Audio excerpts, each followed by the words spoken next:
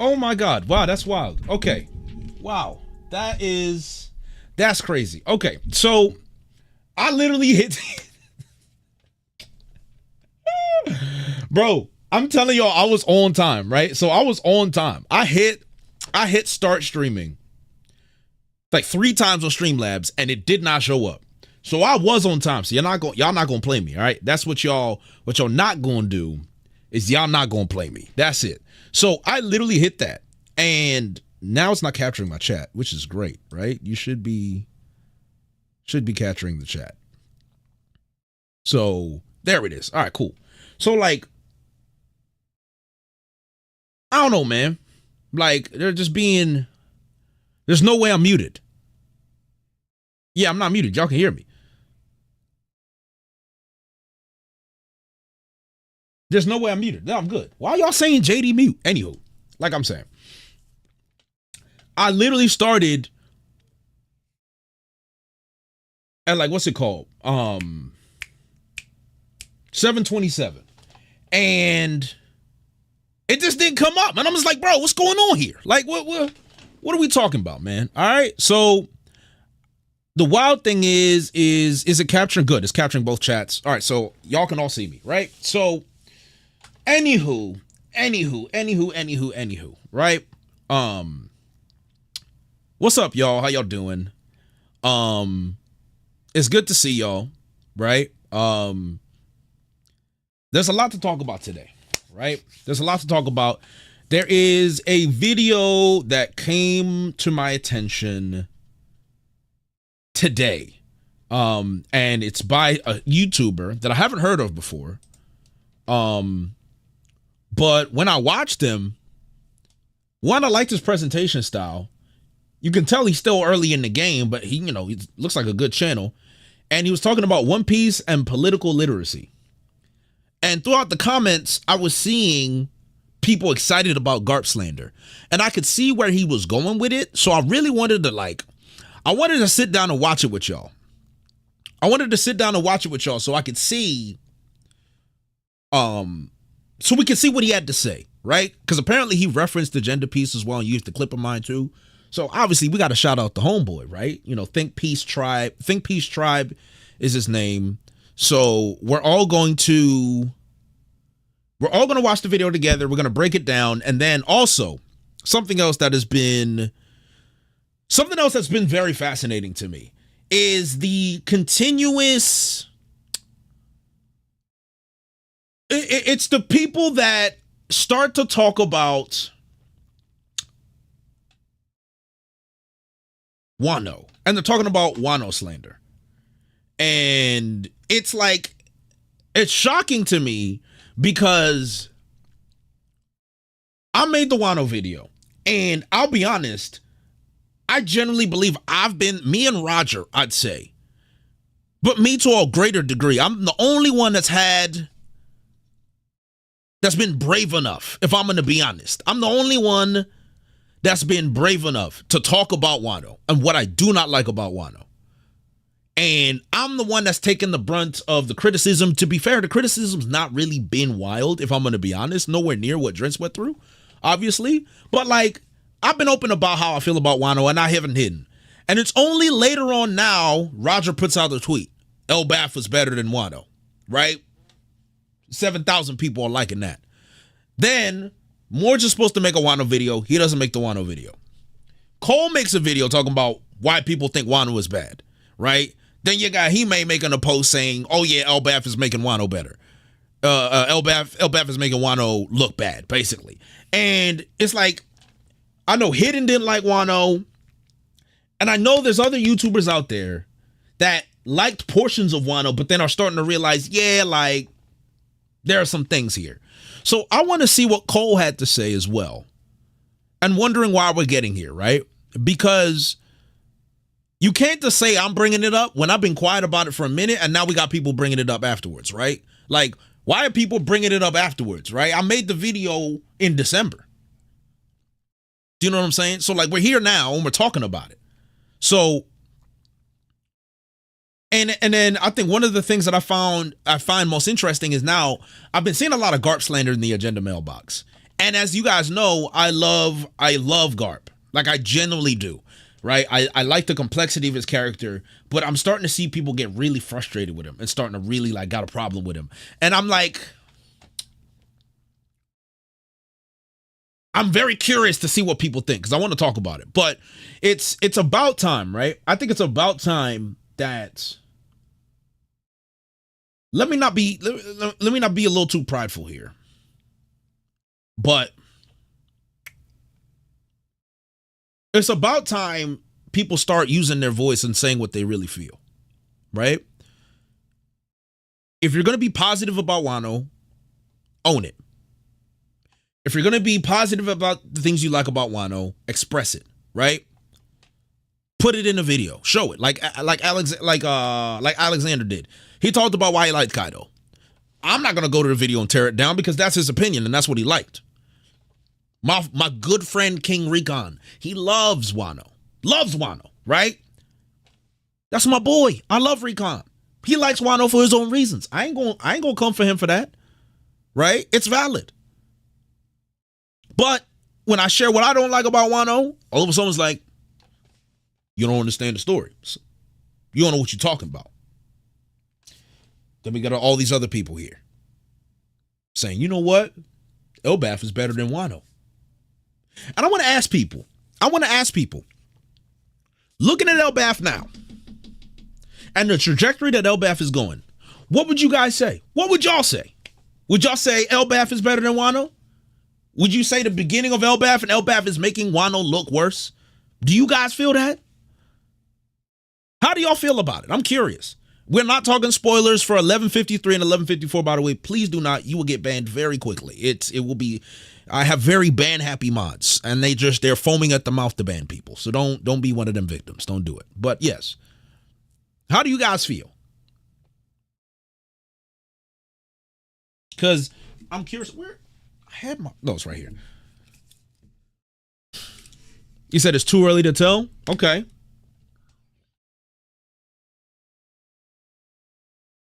For you personally, no. Okay. Someone said yes. I'm seeing a lot of S's. S's. I'm seeing a lot of yeses. Wano was just too repetitive.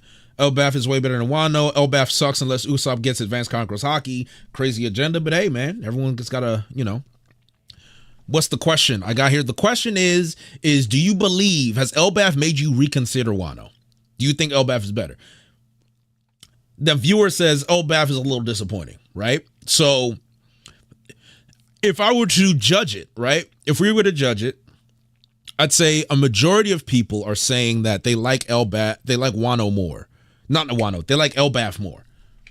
I don't see how. Egghead makes Wano look bad. I agree. I think Egghead is just more of how Oda normally writes compared to how he wrote Wano, which is interesting.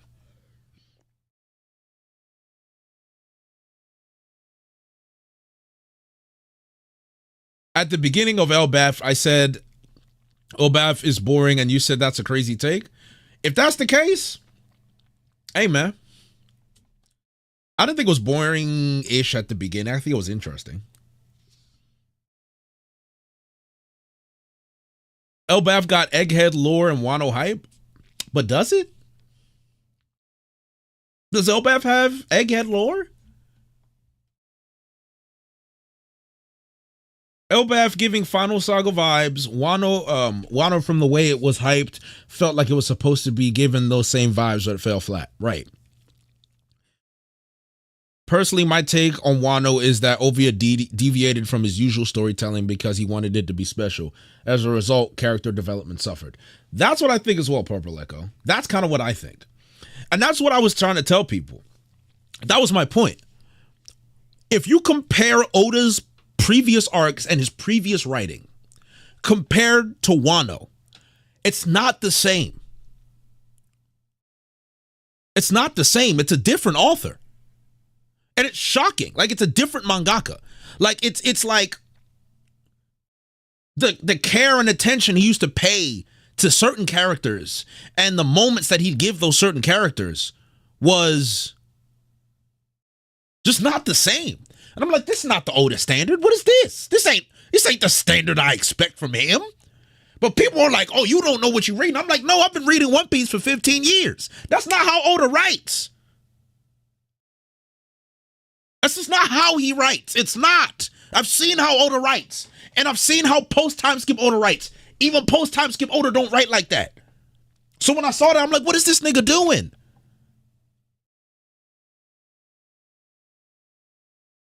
I was like, what is he doing? Oh, the mural Better Lord dropped than the Vegabunk. I think the mural was Elbaf on its own, though.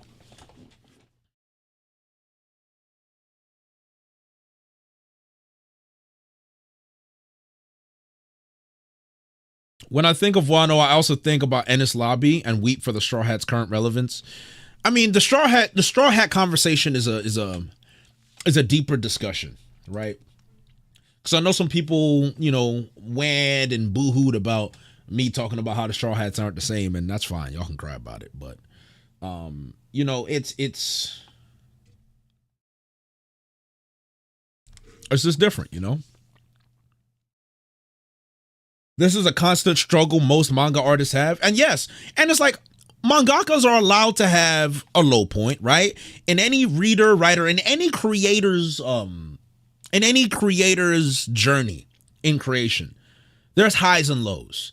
Me as a content creator, I've had my lows, right? I felt uninspired. I felt like I've been too perfectionist. I felt like I just didn't have it. Right? And it's like, for the people that have been following me for years, you've seen me when I've been at my peak, and you've seen me when I've been just You know, it's like you watch your favorite YouTuber and you're just loving every video he puts out, and then, you know, there's a period where he puts out videos and you just like, yeah, I might. You know what I'm saying? It's just like, yeah, I might. So it happens. It happens to any creator, right? So I think what people are surprised at is that, you know, Oda has that too. It's just that Oda has proven himself to the world that he's a genius storyteller, right? So Oda's just got more credibility and his standards are higher. That's the thing. With the level of genius that you have and the level of fame you have, the higher the standard, right? And that's the price of fame. That's the price of being the best, is that your standards are at a certain level. My standards and Oda's standards are completely different. So if you hold Oda to his standards and you look at Wano, you're just like, man, this ain't it, bruh. Right? This ain't it. So, Rayman for $5 Canadian says, I like Wano, but it seems like Shonen Jump was pressuring Oda to keep it going and it got exhausting. Maybe. I don't know. I wish I could be in those rooms to really see what that was like, right? So,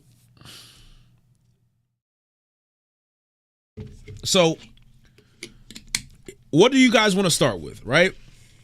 Do you guys want to start with the GARP slander, aka the ThinkPiece video? You want to see a fresh One Piece YouTuber, or do you want to see Cole's Wano video and we want to break that down? Where you guys want to start with?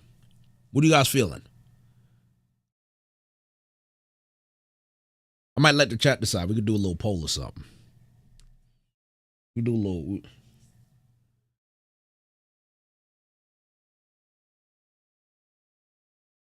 What's wrong with the thumbnail?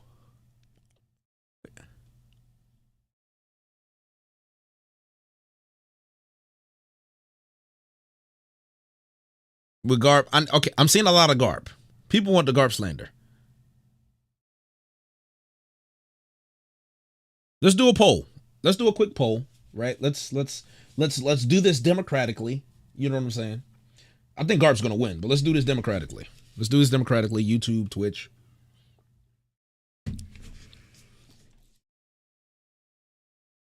Right?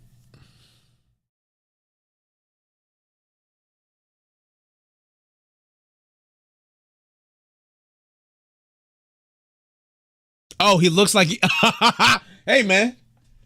I'm not the one who drew it. You can blame Fright for that. You can blame Fright for that. It's just like, man, y'all just got dirty minds. All right? That's what it is. Y'all gotta get your minds out the gutter. That's on y'all. Y'all are just dirty, right?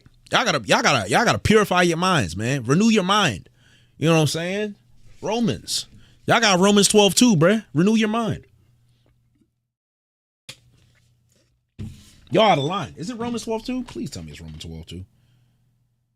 Please tell me it is Romans 12:2. Let them know I know my Bible.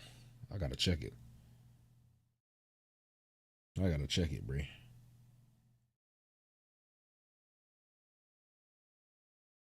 What's your opinion on Gabon being the navigator of of Roger's crew? I don't have an opinion because it don't mean nothing. Yep, Romans 12:2. Let's go. I know my Bible. Hold that. It don't mean nothing. Gabon being the navigator of Roger's crew? It don't mean nothing. It don't mean nothing. You know what? Let's start. You know what? Wait, what's the poll? What's the results of the poll? Because you know what? Hold on. You know what? Hold on. I got something for y'all. Hold on. Where's Glam?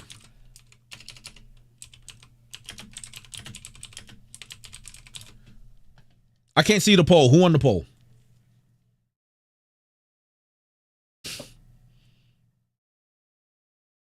Hold on. Jutsu is certainly a rarity.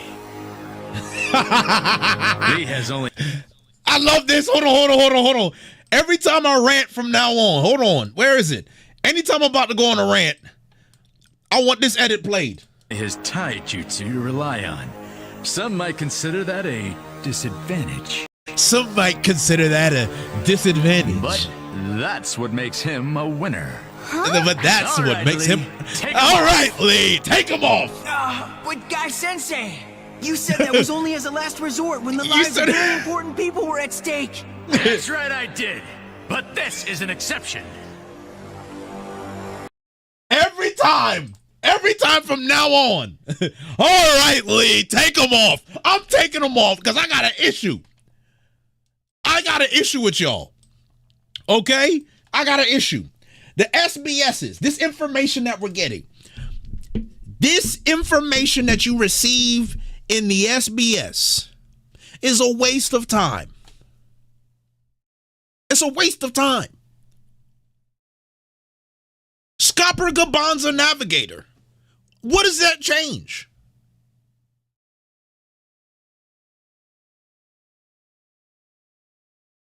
How does that, how does that make us, what does that do for us? What does it do? Scopper Gabon's a navigator. How? In what world is that nigga a navigator? It doesn't do anything. It's useless information. It has no importance to the story. But what do I see niggas do? Knock me upscale. How? How? And it's world building. What are we building with the world? That's Scopper. How? How is it world building? Explain it to me. Scopper Gabon is a navigator. How does that add anything to the world? How? And I'm not saying this to be mean. I'm a very passionate man, but I just generally want to know how. How does this build the world that Scopper Gabon is a navigator? They don't even have a cook. So who was cooking? Who was the chef? It explains how he traveled the world. They got log poses. We ain't got nothing in Scopper Gabon's backstory. Odin? We have no evidence that Odin was the cook. None. So what was that nigga cooking? Odin? Did they eat Odin every day? Is that it? They don't even got a helmsman. Nothing. Leave it with some. I don't know, man. I just don't know. I don't know. That's my thing. And here's the thing, right? Here's my thing. It is okay to have the information because it's interesting. You get to learn something. You get to learn something new.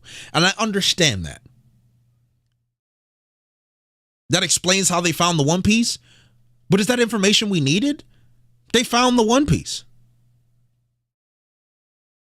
Right? Like, I just don't understand. Like, I don't know how that's going to build the world. I just don't understand. Because if Gabon was the navigator in the Roger flashback, we would have seen that nigga navigating. But did he navigate? No, he didn't. He didn't do it. So my thing is like, this is my problem with the SBSs. The SBSs is only the farm. And you guys he's farming. They're farming off you. They're farming. That's all the SBSs are for. It's to farm. That's it. And you guys are the consumers of the farm. That's what it is. Like, it's just an interesting fact, which is true. Which is true. Like Zoro's entire family ate tree, right? You know what I'm saying? Like that. So I think, because was it someone that was curious? Okay, if it's answered because someone's curious, that's one thing. So I got off on that tangent. My point is that when we take something that's a small detail and we explode it into something where we're now upscaling Nami and coming up with theories, that's when I get rattled. Because I'm just like, how did we get here?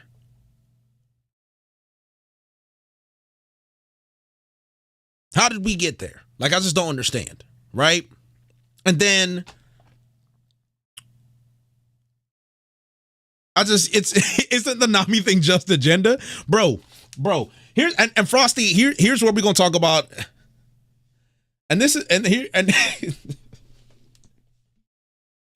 it may be agenda, right? But I got the right to criticize agenda, right? I got the right to criticize someone's agenda. I'm just saying, how did we get there, right?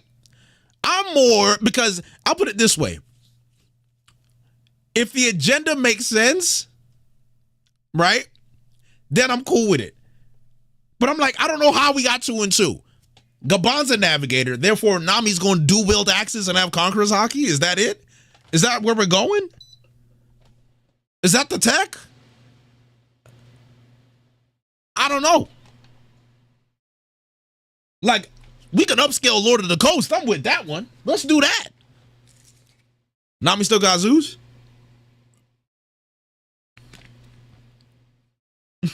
Feels. I was about to say, yeah, don't let me bring up the Waski stuff. Don't let me do that, right? Because if we do, y'all not gonna like me. Okay, I know you guys are here for the GARP stuff. Let me not waste your time, all right? Let's check this stuff up, right? So the context of this video.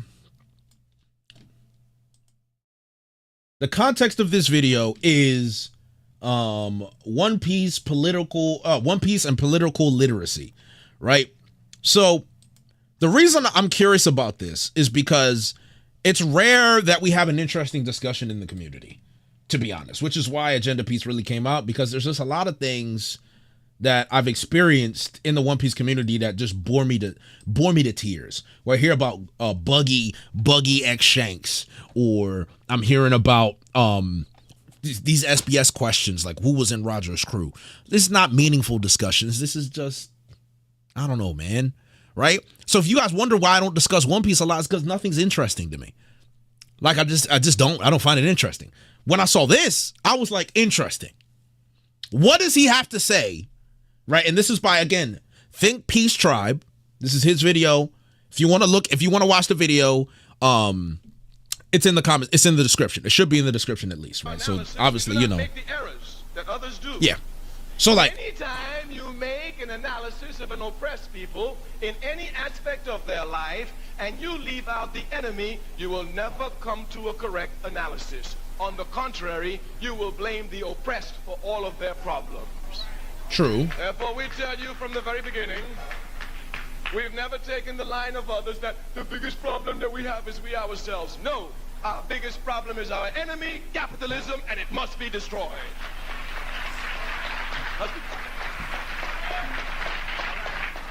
We say any analysis you make of an oppressed people must include the oppressor, otherwise you will come up any with analysis blaming the oppressed for their position of oppression.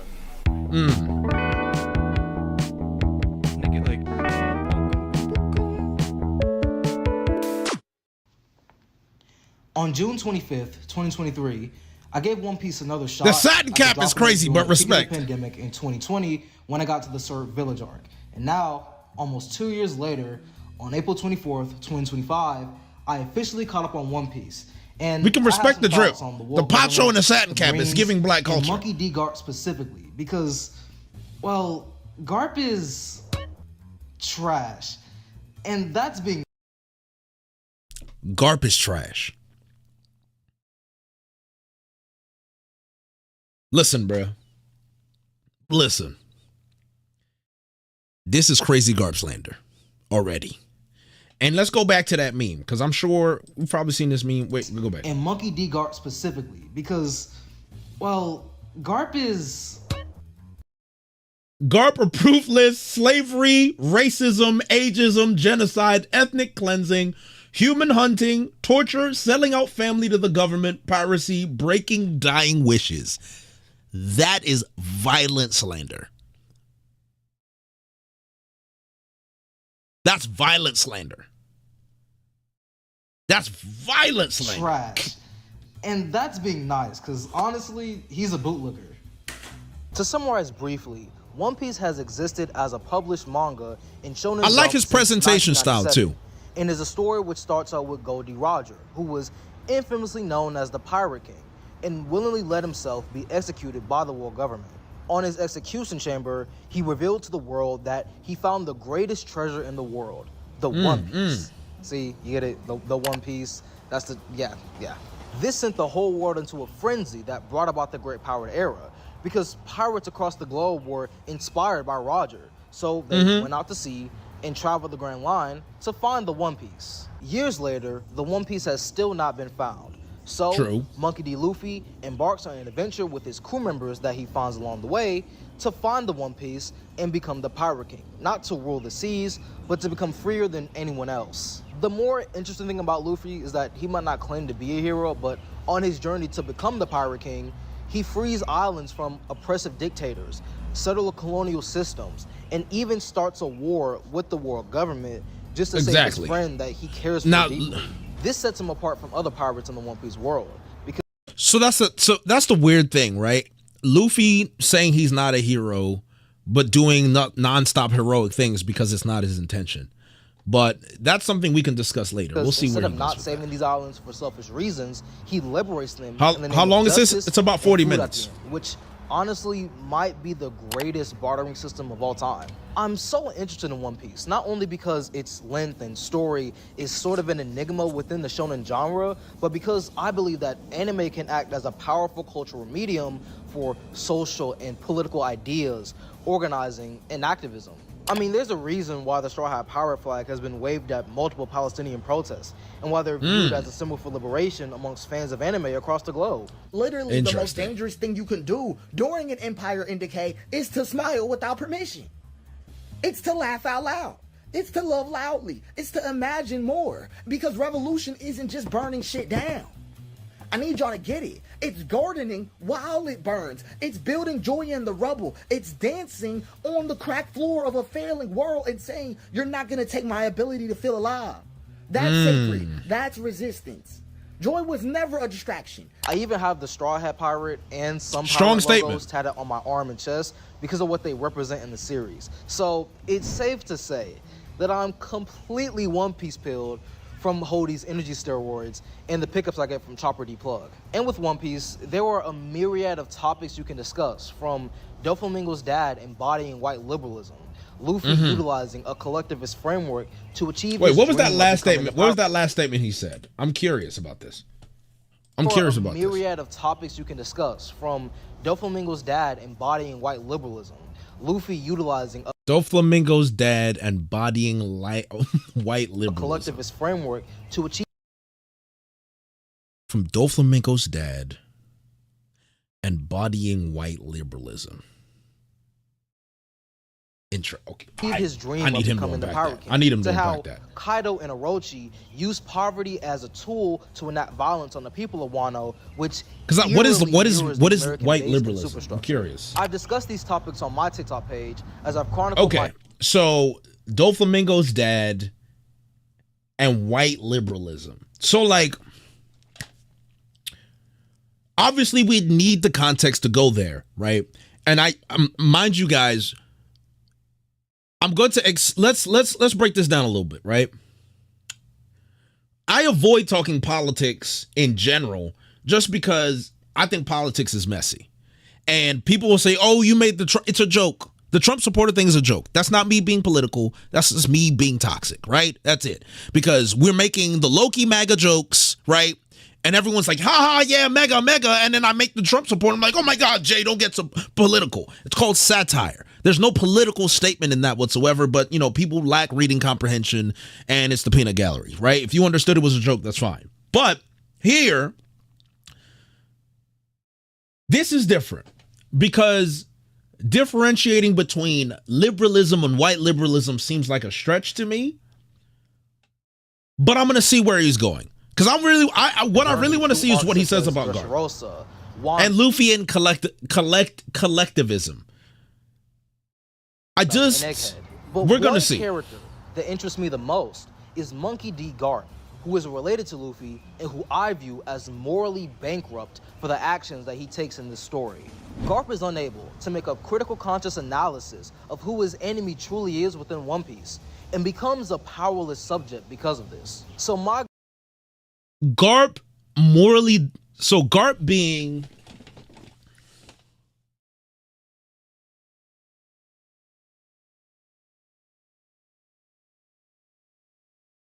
being morally devoid is a bit aggressive. You can have criticism of Garp, but to call him, let me go back to what is the word that he said? What is the word that he said? I want to hear this. Orochi used poverty as a tool to. Hold on. Even have the Straw Hat not Pirate this. and Doflamingo's dad embodying Kaido and Orochi used poverty as a tool to enact violence on the people of Wano, which eerily mirrors the American base and superstructure. I've discussed these topics on my TikTok page as I've chronicled my journey through arcs such as Dressrosa, Wano, and Egghead. But one character that interests me the most is Monkey D. Garp, who is related to Luffy and who I view as morally bankrupt for the actions that he takes in this story.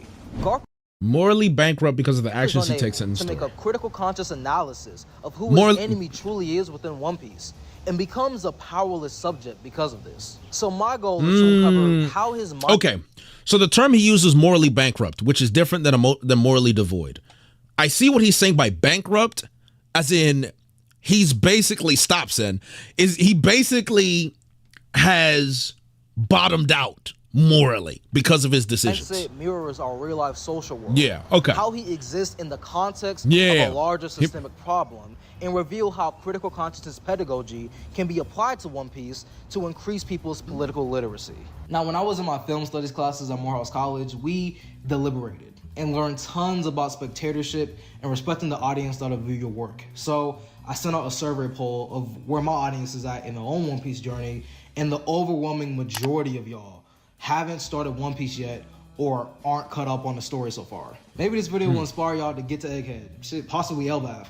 Maybe it won't. Hell, some folks have jokingly said that I should leave y'all behind as punishment for not being locked into the series by now. But instead of acting like y'all aren't integral to the filmmaking process, I'm gonna practice what I've learned and will make this a spoiler-free One Piece video. There will be no deep dives into certain arcs of One Piece, and I'll talk around any major spoilers so that your enjoyment of this series won't be ruined by anything I blur. I wish you just spoiled, for real. So, with that being said,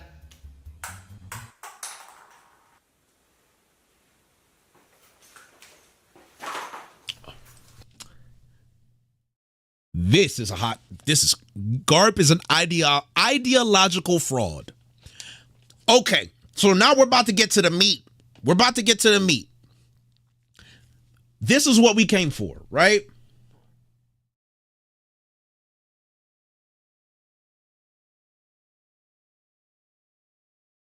Let's see. Alrighty.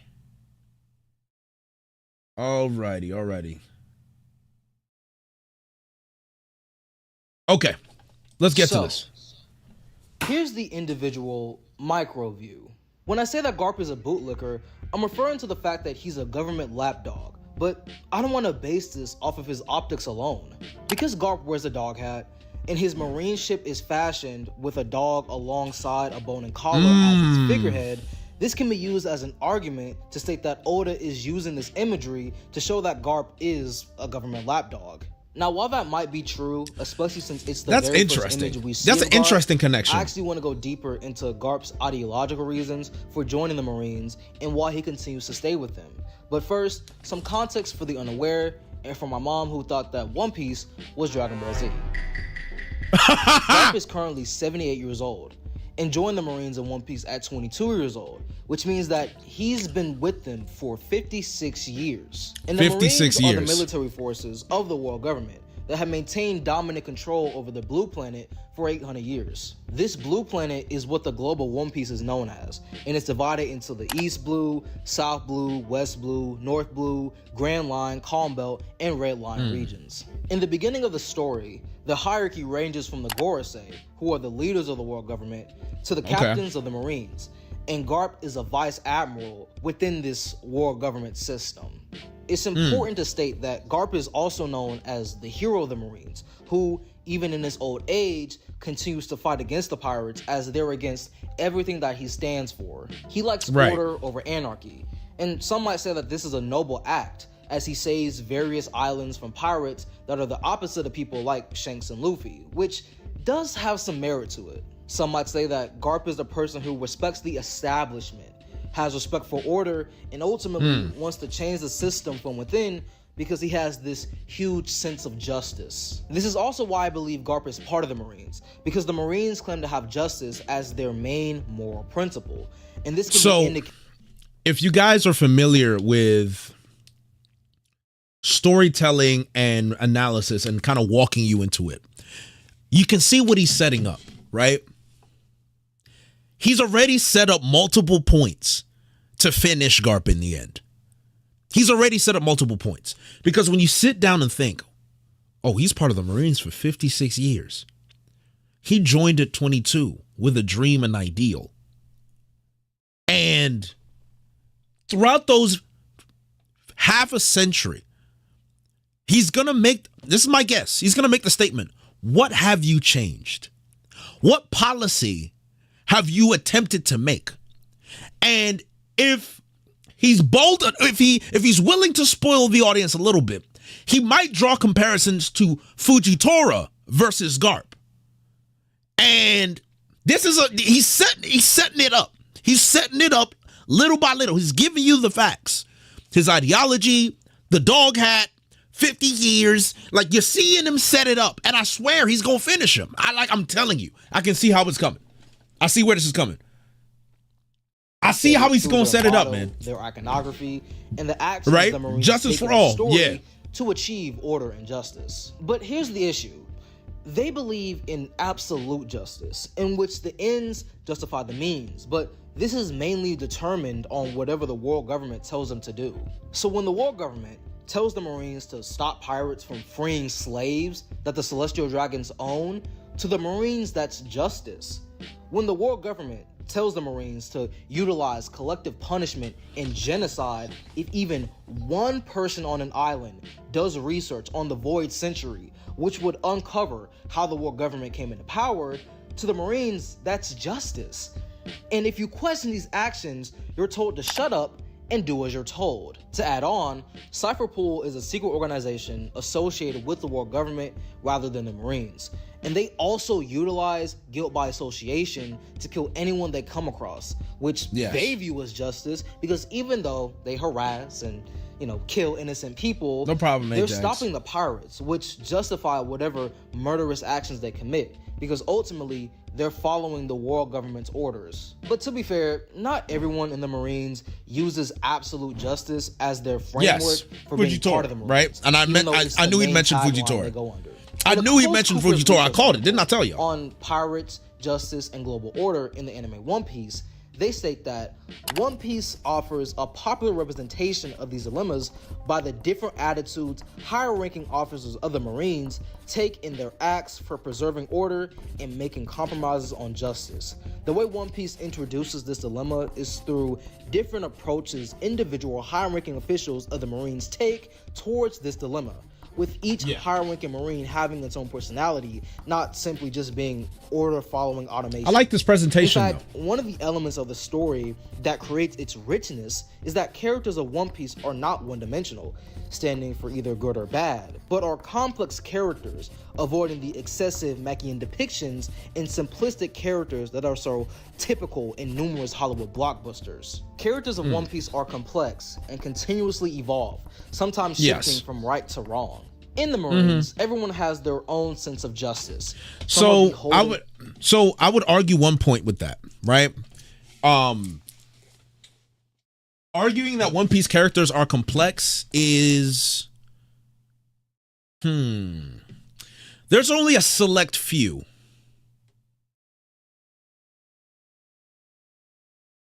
There's only a select few One Piece characters that I would argue are complex. There's only a select few. I'd throw Garp in there.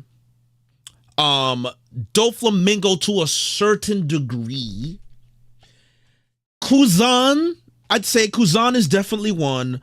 I'm trying to think if there's any others that really stick out to me. The rest are pretty cut and dry, right? Like the rest are pretty cut and dry. There's not many. There's really not that many. Luffy's more complex than people realize. Luffy isn't complex. He's just not. Blackbeard, I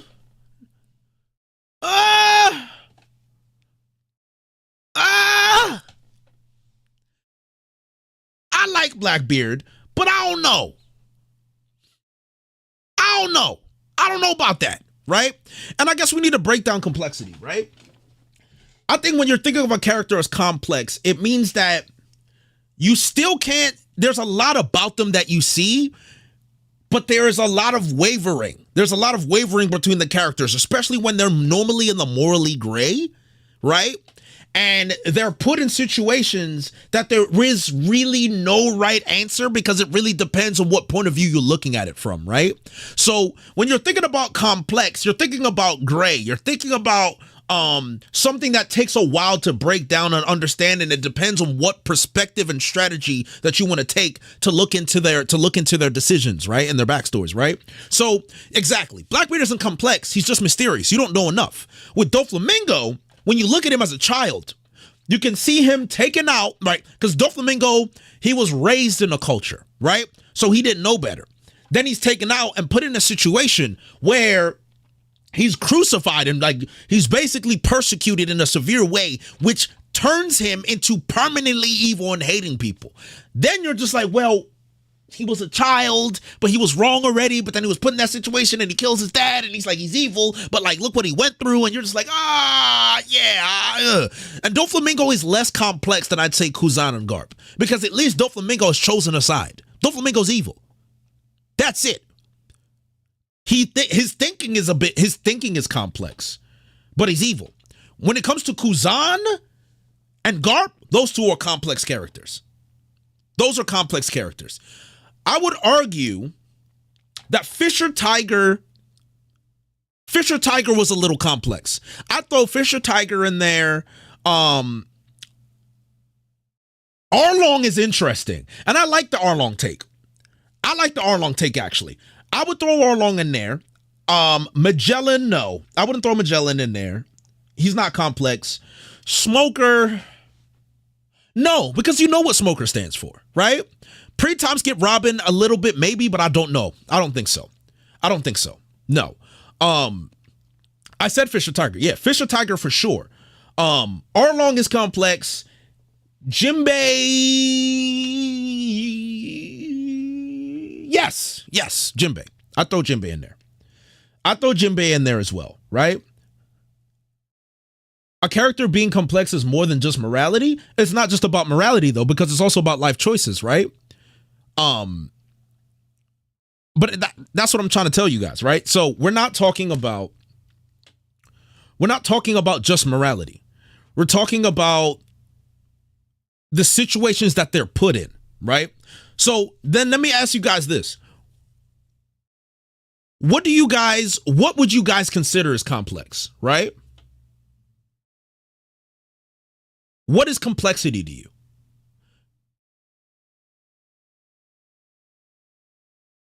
Any special guest today? No special guest. Let me see what the chat thinks about complexity, right?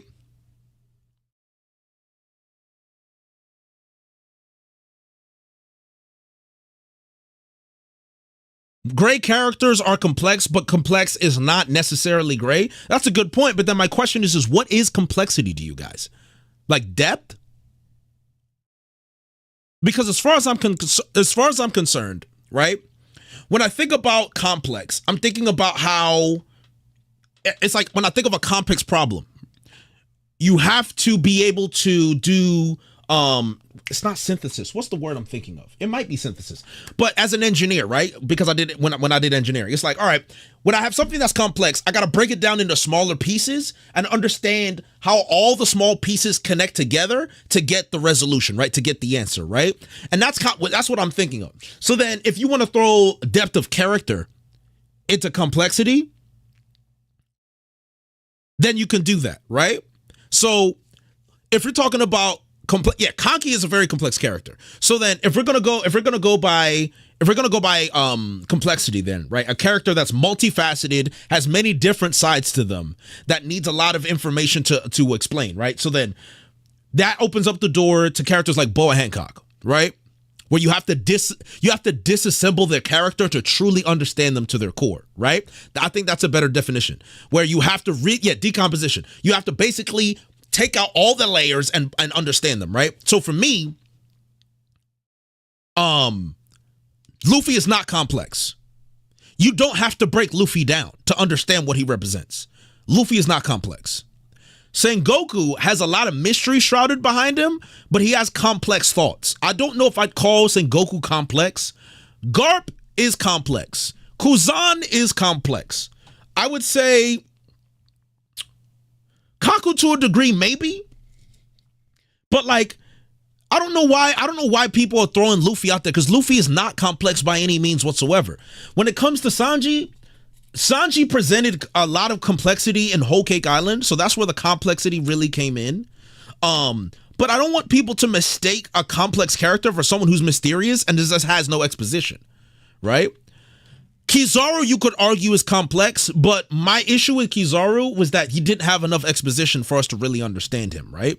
So if we're talking about complexity as like a depth of a character and there's still pieces to unpack, then you can call them a complex character. But if there's still so many unanswered questions about the character themselves, then you still kind of gotta wait. Like Mihawk, you don't even know what he really stands for. Right? Don't mistake a mysterious character for a complex character. Because what happens if you learn about him is like, oh, he's not complex at all. Right? I would argue Akainu's not complex. Fujitora is complex, I agree. But we're not throwing Akainu in complexity. Akainu is very straightforward. Or Akainu. I don't know why I keep saying Akainu, right? But if we're talking about complexity from the standpoint of what I'm talking about a character that requires you to you have to go into decomposition to understand who they truly are at their core. It takes time. You have to deconstruct and then see all the pieces of who they are and then be like, oh, okay, that's why it's hard for people you can't make rash judgments on Boa Hancock without understanding the complexities of her character and what she's gone through. It's the same thing it's why GARP is a discussion. So think about any character that you can actually have a genuine debate about, where there will be both sides that you'll be able to speak about it, right? I would argue like that. Like Kuzan is one. I would argue, to a degree, Vegapunk was a pretty complex character, especially at the beginning. Sanji, yes, because Sanji was heavily debated. Katakuri wasn't that deep, if I'm going to be real with y'all. It was very easy to understand Katakuri, so I wouldn't call him complex, right? I wouldn't call him complex. Shanks is not complex at all, because we don't know nothing about that nigga. Like Shanks, Shanks is not a complex character. He's just not. Dragon, you don't know anything about him. Dragon is not complex. because you don't know anything about him. Let me paint it this way. Right? Let me paint it this way. You cannot say you have a complex problem without seeing what the actual equation is, right? Think about this, right? Think about algebra, right? And you have like two variables within an equation, but you don't know what those variables are. So every time you do the equation, you're still going to have those two missing variables and you're not going to have the answer. And you can theorize that the equation is going to be complex because you don't know the variables, but at the same time, there's no room to actually get the result. There's no room to make an analysis of the character because you still have unknowns, right? You can't do that, right? And if you're going to look at, and then if there's some values within the equation, that's fine. But then if you have Shanks, all you got is variables. You don't even got no concrete numbers. That's it. Is Buggy a complex character?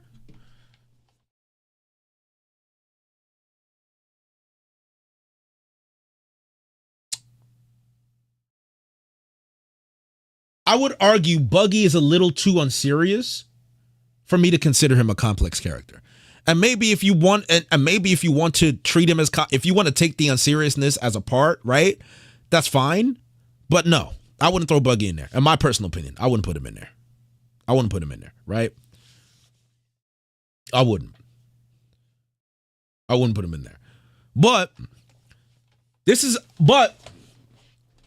I guess you just have a completely, what a complex character. I disagree completely. That's fine, right? That's fine. Then KK, I want to ask you this. What would you deem as a complex character? Is Law complex? I would argue Law has complexity to him, yes. I would, with his backstory. Whitebeard,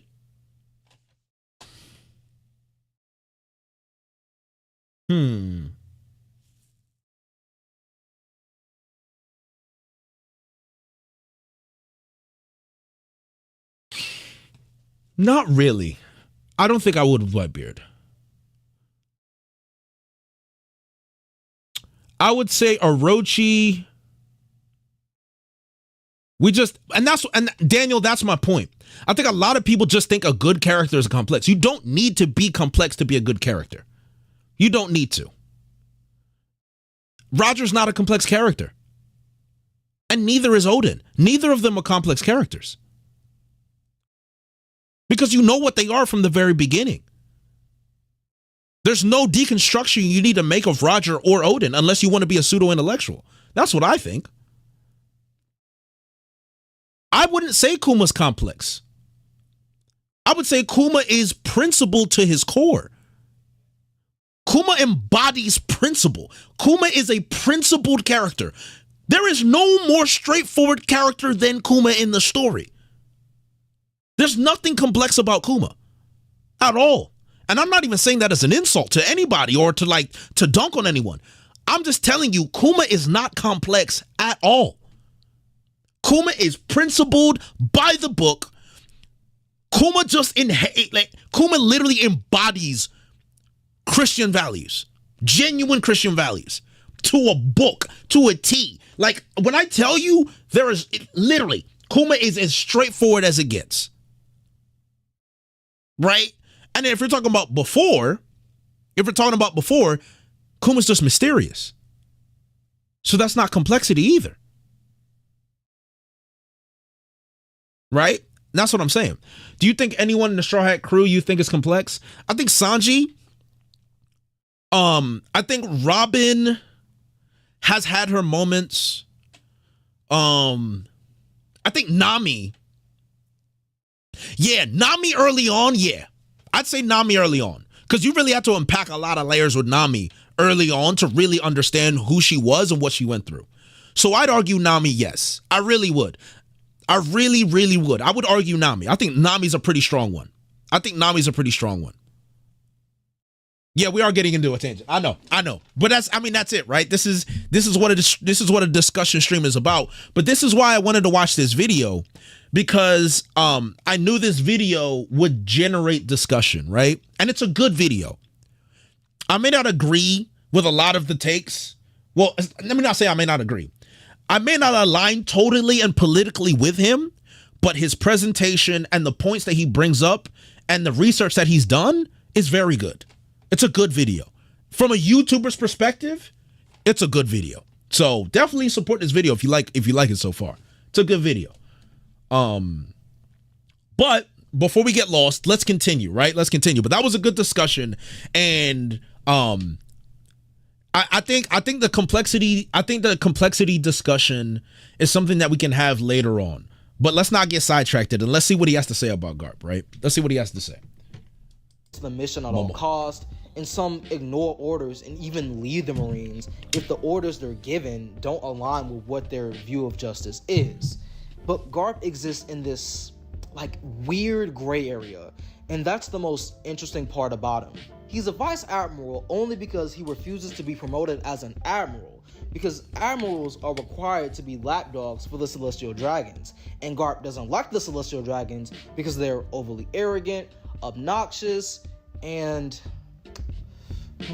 what else are they? I'm forgetting it. It's on the tip of my tongue. Oh yeah, they're slave owners within the world of One Piece. Also, because he has the title of the hero of the Marines, he's able to ignore orders and use Marine resources in any way he sees fit. So really, he has more freedom within the Marines than anyone else who chooses to be a cog within the Marine machine. And it's important to note that one of the main reasons why GARP gets this privilege is because he's not weak whatsoever, and is arguably the strongest Marine, and is definitely one of the top 10 strongest characters within One Piece. For the longest time, GARP's strength was unknown. That's a strong take. And therefore, he was considered to be a fraud strength-wise because everyone in the story would hype him up as the hero of the Marines, but we as the audience never That's saw a strong take that justified this title. This frame of logic is commonly known as agenda piece within the One Piece fandom, and is devoid of any facts.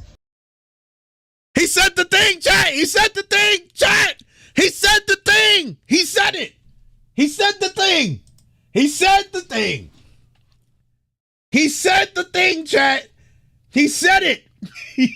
He said one the of the thing. main reasons why GARP gets this privilege is because he's not weak whatsoever, and is arguably the strongest Marine, and is definitely one of the top 10 strongest characters within One Piece. For the longest time, GARP's strength was unknown, and therefore he was considered to be a fraud strength-wise because everyone in the story would hype him up as the hero of the Marines, but we as the audience never saw any feats that justified this title. This frame of logic is commonly known as agenda piece within the One Piece fandom, and is devoid of any facts to push an overly positive or overly negative agenda on characters within One Piece, especially if we, the audience, haven't seen them do much of anything within the story that justifies the hype they receive from characters within One Piece. And trust me, I'm not bashing it, because it is truly one of the funniest things that has ever come out of the One Piece fandom. Like, imagine getting caught up on 1,000 episodes, 1,000 chapters, and you go to the fandom and the fandom isn't funny. Like, nigga, that would suck. Exactly! He gets exactly why. Thank you! Oh my god! Oh my god! Somebody actually with a brain. Someone who actually uses their brain cells to understand what agenda piece is. Oh my god, this is refreshing. This is cathartic. It's not that hard. He's captured it, and it took, what, a minute and some change? A minute and some change. This is a well-educated, well-read black man who's showing you all his research, and he understands agenda piece in 1 minute and 30 seconds. But y'all niggas will write a dissertation about how it's ruining the community. He said, imagine 1,000 chapters of a story, and there's nothing funny about it. No memes. But we ruining the community. Piss off. Oh my God. It's just that, it's that simple. It's just that simple. And I know I'm sounding passionate, but you don't understand. how cathartic it is to hear someone educated, anyone, just someone that uses their brain, that thinks, that genuinely thinks and understands, that can comprehend context and satire and comedy and just realize what it is. It's all satire. There's no facts. It's just agenda. Oh, bless him. Bless you, ThinkPiece tribe. Bless your soul. What a smart man.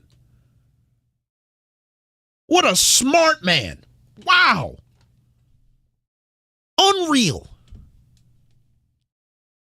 It's unreal. Agenda piece is so hilarious to me because you can get caught up and then go into this whole other realm of One Piece. Like there's theory piece, there's agenda piece, there's actual One Piece, and it's like it's all hilarious and it's so intriguing, right? From dragging, looking east and not doing shit to me. Painting. Look at Zoro. Hey, yo, why's he kneeling and painting his blade? Yo, oh my God, this meme. Oh my God, yo. His sword black. Shanks eating the rat fruit model snitch. Did you snitch on me? The best off-screen hockey. Akanu going toe-to-toe with Dragon. The deaths, these are all Agenda Piece mailbox Zoro memes, legend. Asthma, and my current favorite, which is the God Usopp agenda. To my folks that are caught up on the story, they're on Elbaf, and they're reading the manga, man, listen. Fuck what these new chapters talking about. I don't give a fuck. Y'all niggas are impatient, and you're clowning my boy. You're clowning him right now. Oh, for sure right now. But just wait. Y'all niggas is impatient. Like, you're not standing 10 toes down on the agenda. You have to believe. It's a real rat right here. Will eat a devil fruit. And he will master advanced observation hockey in Elbaf, bro. You have to believe in the agenda. This is a real rat. You can see, yo, chat, like, yo, he lost his smile, yeah. I love this guy. I love him standing on his, Yo, I hate the chat so much, dog. I hate the chat. This dude yelled out meal burnt. Yo, Juice Boyo is stupid as hell, dog. I was loving it. I still love it. It's just, I don't buy into the agenda. That's my negative. I have an opposite take. So as soon as he started talking about Usopp and then the devil fruit and then advanced Kakurasaki, I was like, oh, this nigga just yapping now. He just, now he's just yapping. That's it. He just yapping. Hey, listen, if it happens for him, good meal. He won. You know what I'm saying? But y'all are hilarious. Y'all just say, y'all see Jay's smile disappear. Yo, somebody gotta clip that, dog. Cause I didn't see it. I didn't notice my smile disappearing, but y'all was like, yo, man, what happened to him? Yo, what happened to him, dog? Yo. Oh my God.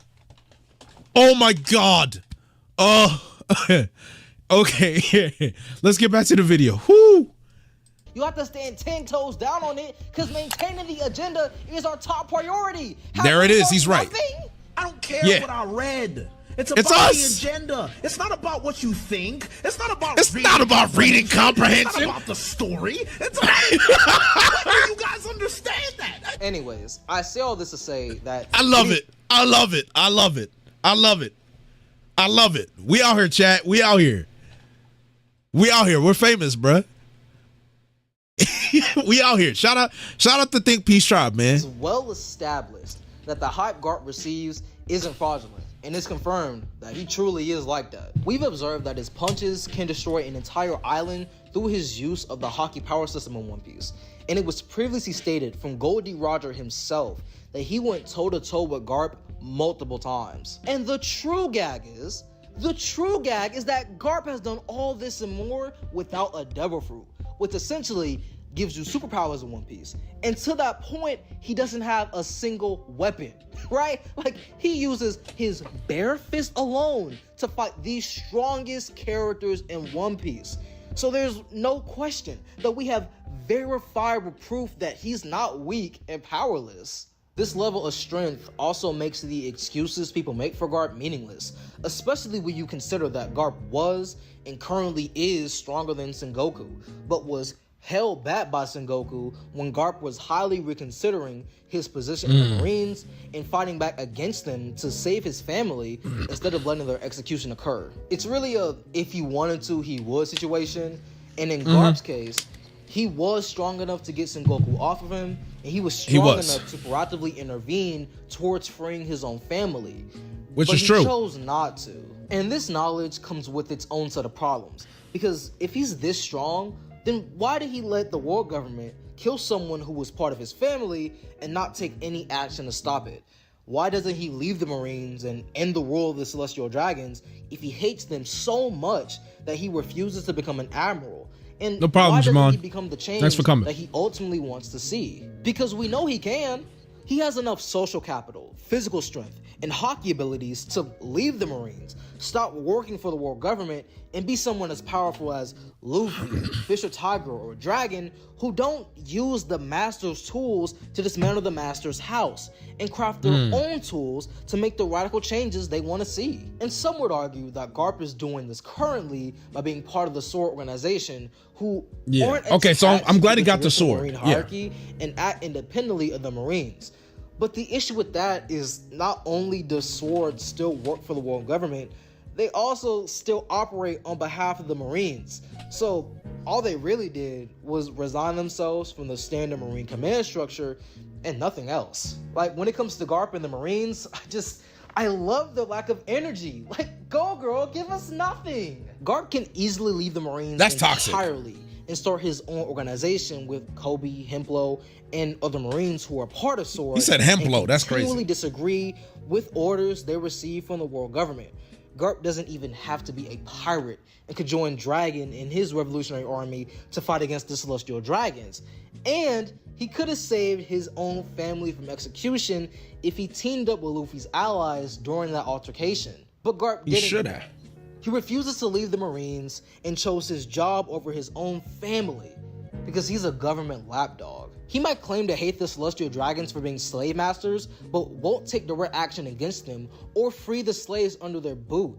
And while he's silent right now, he was still willing to take orders from a world government he knew engaged in genocide, ethnic cleansing, systemic racism, enslavement, human experimentation, mass torture, and mass human and species trafficking. Hell, a good amount of pirates in One Piece are not good people who commit their own set of heinous crimes. But for the most part, pirates don't engage in state-sanctioned violence and aren't able to act with impunity. And even when they are able to act with impunity, it's because they're working alongside the world government. The world government. That's crazy. Cyberpool, and that's the true. Marines I only didn't face think about that. consequences if they don't follow specific world government orders. Not because they kill innocents to stop pirates who rebel against the world government's genocidal tendencies. And this is the faction that Garp chooses to be part of. He's a cog in a machine who has a warped sense of justice that is rooted in a misunderstanding of how to make radical change possible. And this is why he's unable to make a critical conscious analysis of who his enemy is. Because it shouldn't be the pirates alone, but the entire structure of the world government and the systems of inequalities that they produced for 800 years. And I believe...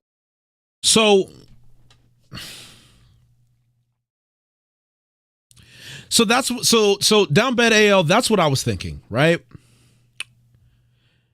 He's saying a lot of the things that I've heard before about Garp, where he's like, you could have done this and you could have done that and you could have done this, therefore you are a coon, basically. You are a government lapdog, right? And I think while I've heard this a lot, when you're making an argument, right, I think you need to be able, when you make an argument like this, you need to be able to disprove the counter argument, right? So what he's doing here is he's giving a lot of points, right? He's giving a lot of points of why Garp is wrong for all of the decisions that he made, why his decision was bad because of this, this, and this. But what I need him to do is I need him to bring the refutes to the table for this, right? Because one could argue, right, and I could make this statement. You could argue that Garp's tactic, right? Because it's easy to say Garp wants to change the Marines from within, but what was that look like? What does that look like?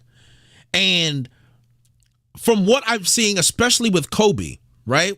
What I see, especially with Kobe, is I think that he's doing it by raising up a younger generation of Marines that all align with the right morality and justice, so those Marines grow in number and power. Where if you're looking at Sword, a lot of those guys seem to follow Garp's ideals. If you look at Garp in Hachinosu and you see that flashback of him teaching the Marines about the ethics, the right ethics, right? And you see his backstory with Kuzan. You see how he was trying to raise Ace and Luffy. I think what Garp is trying to do is that he knows he can't change anything in his years, in his timeline. And since a lot of the themes about One Piece is inheriting the will of your predecessors, I think what he's trying to do is he's trying to raise a new generation of Marines. And since he got to the status of hero of Marines, he's not just a hero of the people. He's a hero of the other Marines, the younger Marines. So he's going to use his influence to bring a younger generation, so they have a larger amount of Marines that all follow Garp's ideology, and then they are the ones that do the coup, because there's too many of them for the world government or for the Holy Knights to actually counteract. Imagine 3 admirals that all followed Garp's influence. Those 3 admirals, imagine 3 of them. It don't matter how strong the Holy Knights are. Those 3 admirals plus Marines beneath them, that's enough firepower to do a little coup. I ain't gonna lie, right? So at least, like, you know what I'm saying? Like, it's got to be to a point. So I'm not saying that justifies Garp, but I'd want him to disprove that point, right? I'd want him to disprove that point. And that's the only thing, that's the only issue I have with this statement, is that it's easy to argue your side, but if you're not taking the counter arguments and you're not researching the counter arguments and finding ways to refute that, then it makes your point not as strong as you'd like it to be, right? And people's like, what is Garp's ideology? So I can see why you would say that, but then when you look at Garp's ideology, it kind of came out in Egghead with his sacrifice for Kobe and the ethics class that he was teaching. Is it strong enough? I'd argue no. It's not strong enough, but it's a beginning of an explanation, which is why sometimes I have an issue with Oda with these characters that he writes, because he doesn't give you enough sometimes with certain characters to really have the reason stick. Do you know what I'm saying? Because from what I'm reading, and I can headcanon Garp's strategy is raising a new generation of Marines, right? Because then look at Green Bull and look at the ideology that Green Bull has adopted because of Akanu's influence, right? Look at how Sengoku was trying to push Kuzan to be because think about Sengoku. Think about where Sengoku stands, because Sengoku and Garp have a good relationship. Think about who Sengoku tried to push to be the fleet admiral.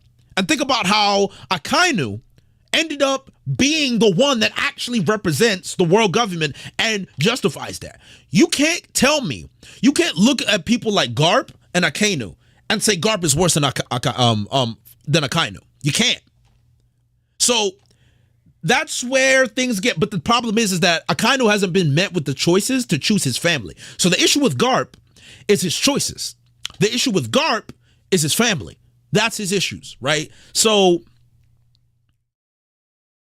that's the thing, right? So it's an interesting conversation. It's an interesting conversation because his points aren't moot. Right? His points aren't moot. And I'm not saying his points aren't moot. I'm not saying his points are moot. I'm saying that you get a lot of surface level answer that seem good on paper, but then fall flat when you look into them. Exactly, right? And that's my issue with sometimes how Oda writes his characters, where on the surface level, you're just like, yeah. And you tend to make a lot of excuses for people without really knowing what their true motivations are, because they never really go into depth about their motivations, right? And that's one of the things that I get worried about when you're dealing with a character that has such a strong view and opinion. This is why I have a trouble with Kizaru from time to time, because I have the same issue with Kizaru that people have with Garp, right? What justified Kizaru killing his best friend if he had an issue with it in the first place and he was crying? What was his reason? What was his deep reason for killing his best friend? Right? It's the same issue I have with Kaido, but to a much higher degree. What are Kaido's motivations for doing what he's done? Don't give me the surface level, oh, I'm a warmonger and world. Don't give me that. Don't do that. So if Oda's taking a route, I'm just gonna let the reader decide instead, then he can't be surprised when people just don't like the character, right? So that's what I'm saying. Nah, that's crazy. Oda's character writing is deep, but you have to, I just saw that. But you have to look at the words and their actions spread all over thousands of chapter. It takes work to see it, but it's there. So Zigzag, I understand that, but think about it from the reader's perspective, right? If you're writing a story, right, you leave hints about their character and who they are, but it has to culminate into something where everything comes together and you get the character, right? There's a way to represent all the small things that a character has gone to where you finally present everything to the reader and you're like, boom, that's the character, right? Because a lot of the times your character shows up in moments of crisis and in moments of like, in moments where the rubber meets the road. But if I'm left with a choice where I have to dig through the entire story and search for small little bits and bobs to understand the character, I don't know, man. I don't know. And not everyone comes to the same conclusions. Exactly, Seiko. Not everyone's going to come to the same conclusions. So my entire argument is headcanon. I understand that. But at the same time, it's not headcanon. Because Garp literally said the future is more important than the current. That's it. It's clearly showing that he values the future. Now, the headcanon, the strategy that Garp has is headcanon. Don't get me wrong. That's pure headcanon, right? So, like, I get that. But my point is that you can say that Garp is trash for the decisions that he made. But you assuming that he is emotionally and morally bankrupt is your headcanon. Because that's not what Oda's trying to present here. They all have the same idea, but different approaches. But depending on the reader and what the reader views, at the end of the day, it's headcanon. Everything that we're saying here is genuine headcanon. So that's just, you can't just throw the word headcanon out. Any discussion that we have around One Piece is headcanon. I think headcanon is just a stupid term in general. Headcanon should only really be used for power scaling. That's it. What you're calling headcanon is actually perspective. It's just perspective. Headcanon used outside of the realm of power scaling is wild. I'm not going to lie to y'all, man. And we got to stop using that word outside of the realm of power scaling. Headcanon is purely a power scaling term. It's not a term that applies to literary analysis. It's just not. We can't do that. That's not how it works. Now, agenda is pure headcanon. That's it.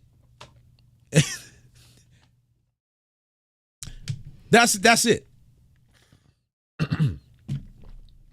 All right, let's wrap up this Garp part. That this works for the story of One Piece, because Garp cares more about maintaining. This is an interesting question, actually. Are you judging a person by intentions or actions and following consequences? I say you have to judge people by their actions and their characters, right? And if you want to judge Garp for his decisions, I understand. I understand that. This is why I like talking about it, though. Because I'm not going to say you're crazy for saying, I'm not saying he's crazy for what he's saying. It's a good discussion to have. Because you can choose to just judge someone by their actions, but then you could also, but when you're trying to understand their actions, right, then you need to think about it. Because then if you're going to judge Garp by his actions, then what do you think about Garp saving Kobe? What does that mean to you? Are you going to judge Garp crying in front of Ace and his anger? Because it's so funny that we like to laud and celebrate people that stand on their principles until their principles throw them into a conflict. Right? We love people that stand on principles until the principles conflict with our point of view. Then all of a sudden, they're a piece of shit. So which one is it? Which one is it, right? Like, don't celebrate principles because principles don't change. They're not supposed to change. You say, this is who I am, this is what I represent, and I follow through with it. If those principles lead you to demise, they lead you to demise. And that's why I think GARP is complex, because GARP has always been a principled man. And he's stuck to those principles. Even when it emotionally hurt him and broke him, he's still stuck to his principles. Some people would call him weak. Some people will call him wrong, and that's your prerogative. But he stood on his principles. And you know who else stands on their principles? Luffy. Luffy doesn't change his principles. We just happen to agree with the nigga.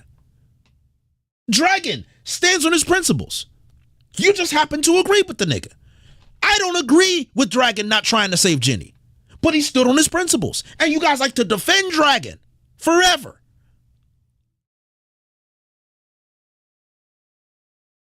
The whole Monkey D family, all three of them niggas are principled. But you just don't agree with GARP's decision. That's the point. There's nothing different between GARP, Luffy, and Dragon. But they have different principles.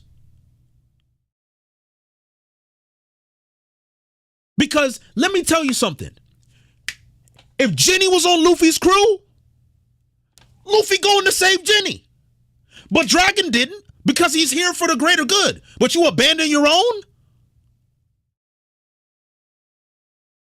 But be cool with Dragon and that. But you abandon your own. You watch Kuma die for Bonnie. At the hands of the world government. But he's standing on his principles and he's celebrated for it. But when GARP stands on his principles, oh, he's a cop-out. He's a sellout. But it's because you don't agree.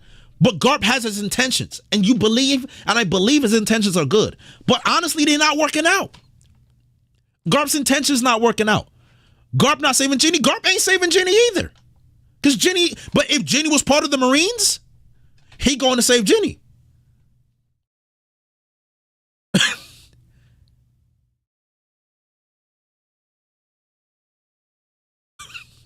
That's what I'm saying. Because let me ask you something. Can you guys sit there and tell me now that Dragon truly cares about his comrades? Can you guys sit here and tell me now that Dragon cares about his comrades?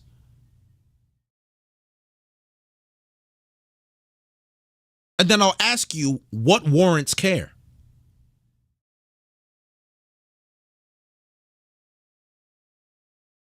Then why do you think he cares about his comrades? What is the evidence?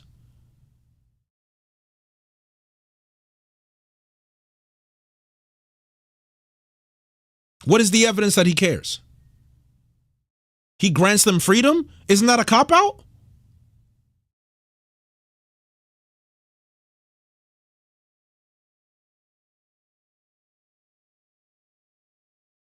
Isn't that a cop-out?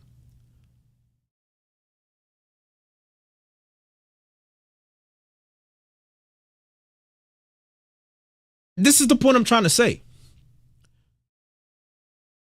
Because I think you guys are being disingenuous. I think you guys are being genuinely disingenuous. Because GARP cares about Ace, but he didn't free him. GARP tried to turn Luffy and Ace into Marines because he didn't want to have to make this decision down the line, which is why he cried in the first place. But GARP gave them the freedom to be pirates, and the Dragon, he gives freedom to Kuma, he gives freedom to all his Marines, and when they die, oh, Dragon didn't have a choice. You're hypocrites. It's hypocritical. Because Garp cares about the goal more than his family. But what about Dragon? It's okay if Dragon does it because you agree with Dragon's ultimate goal. You just don't agree with Garp's methods. It's hypocritical. It's genuinely hypocritical. And you can't differentiate the two. Unless you're willing to say that you just prefer Dragon's strategy over Garp's strategy, then I'll let y'all go. I will. Because from a moral standpoint, Dragon not doing what he can to save Jenny is problematic. It's problematic. Because why is it that Sabo had the balls to try and save Kuma, but Dragon never did? Why?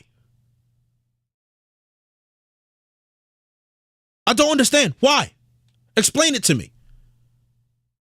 If anything, y'all should like Sabo more than Dragon. That's why he's the Flame Emperor.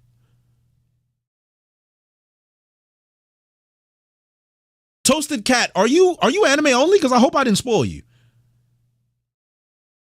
I mean, listen, bro. You could argue all three Monkey D's are flawed in a way. So, Presino, they are.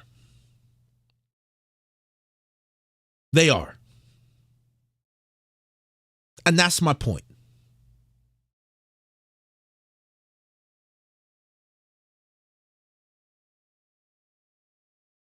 Exactly.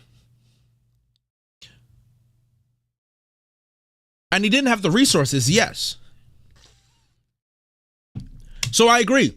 Kingdom Killer, Dragon didn't have the resources, and it would undermine his whole revolution. But let me present this to you. If Garp chose to save Ace and abandon the Marines for the 50 years that he decided to stay and to change things from the within, it's okay. It's so you think you can't give the same justification to Garp for standing on his principles and his strategy, but you give Dragon a pass for his excuse. Garp saving Ace would undermine everything that he's been working towards. The problem is that you don't see what Garp is actually working towards. There's no evidence of what Garp has actually done, and that's the issue. That's why you disagree with Garp.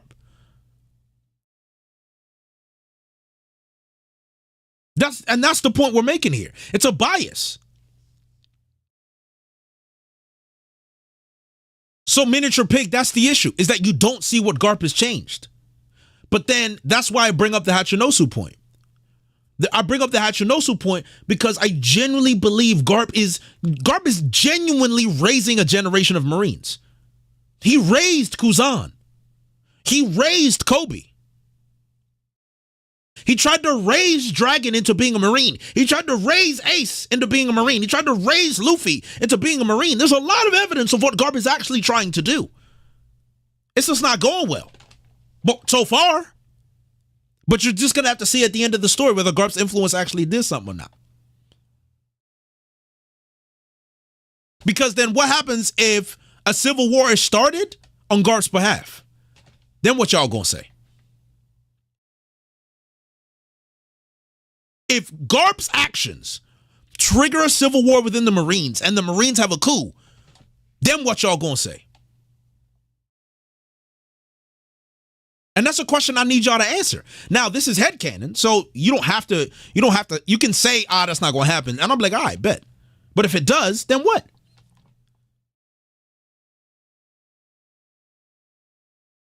Do you think Garp is doing all that for Helmeppo and Gruz? I don't know. I can't answer that question. I think he believes Kobe is the Marine that embodies what he's trying to accomplish. I think Kobe is like Garp's joy boy. I ain't gonna lie. What did Ellis say? I don't think I saw what Ellis said. I disagree. The Revs are fighting for a cause that they believe is bigger than themselves and personal desires. They signed up knowing that. Genie didn't expect them to go save her, which is a strong point. But did Ace expect Garp to save him?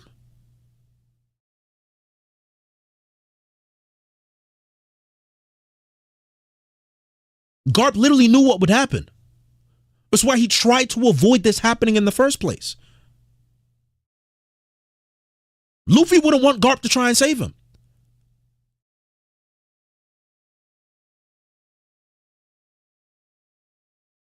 That's my point.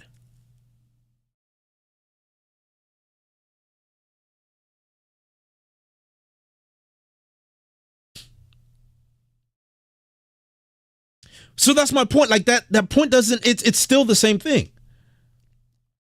The Don is all of us.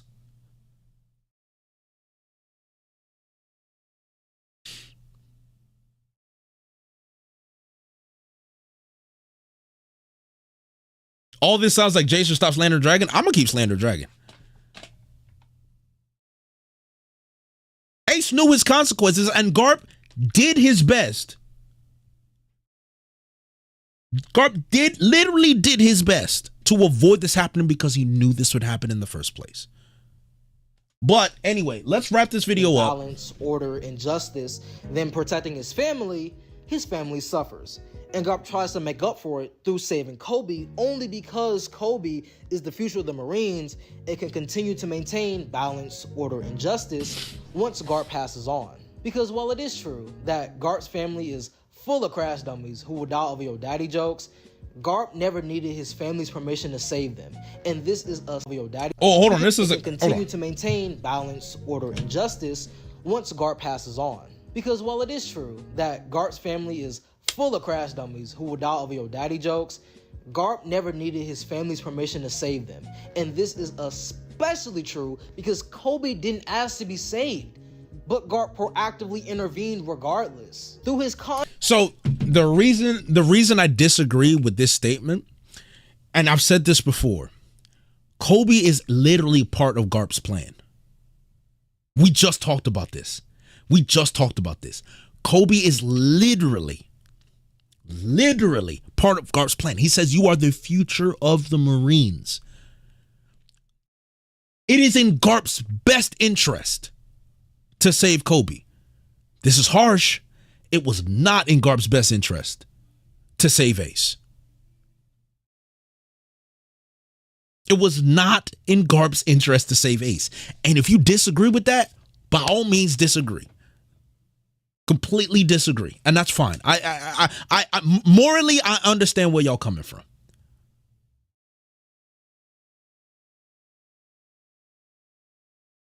Jay, what common citizen life has Garp improved in 50 years? I mean, to be fair, you could argue Shirahoshi and Neptune and how he escorted them back.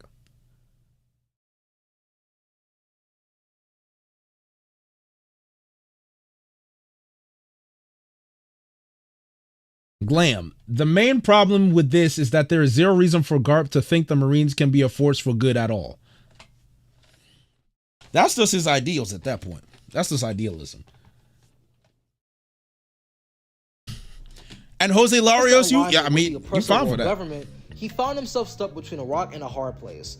The rock being his willingness to be a government lapdog since he's been with the Marines for 56 years, and the hard place being his warped philosophy of justice, which is why he joined and continues to be with the Marines. And his choice to not proactively intervene in that entire debacle really cements that Garp is an ideological fraud, because instead of becoming an empowered subject who is able to recognize the systems of oppression around them and learn how to fight back against those systems, he let himself become a powerless subject through restraining himself to be physically and mentally weak in order to stay with the Marines as they carry out their false and state-sanctioned oppressive sense of justice.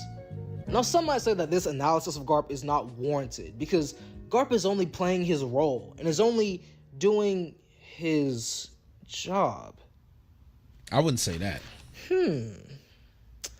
Now, where have I heard this before? Oh, yeah!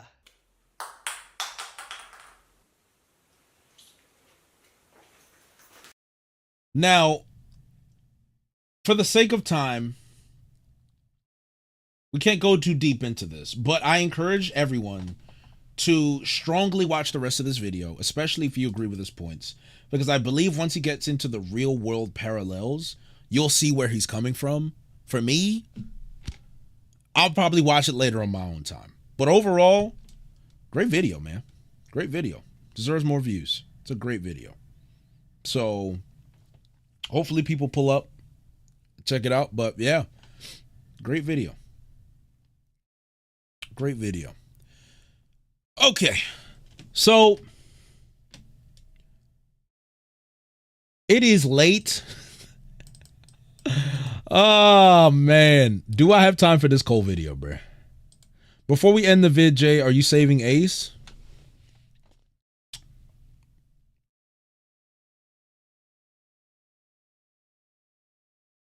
Did they talk about that? They already mentioned Palestine, so I don't know, man. It's only 17 minutes for Cole. I guess we could.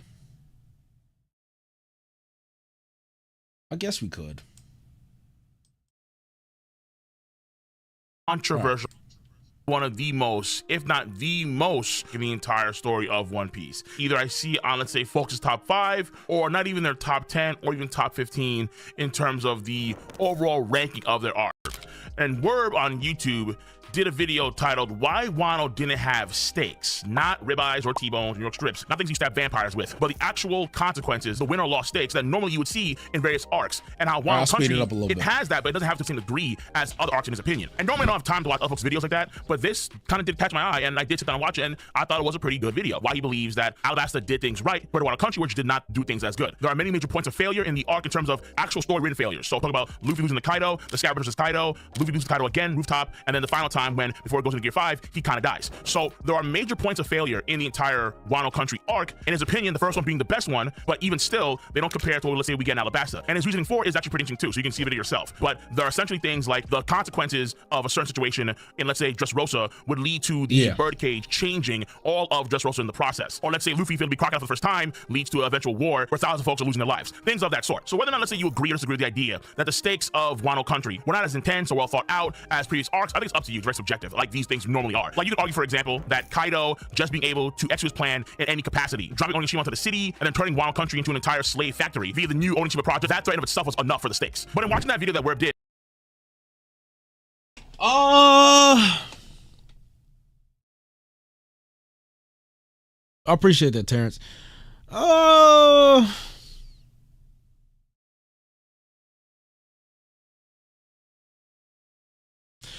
Giving Kaido credit for stakes for something that he had established in the past is not something I would consider stakes.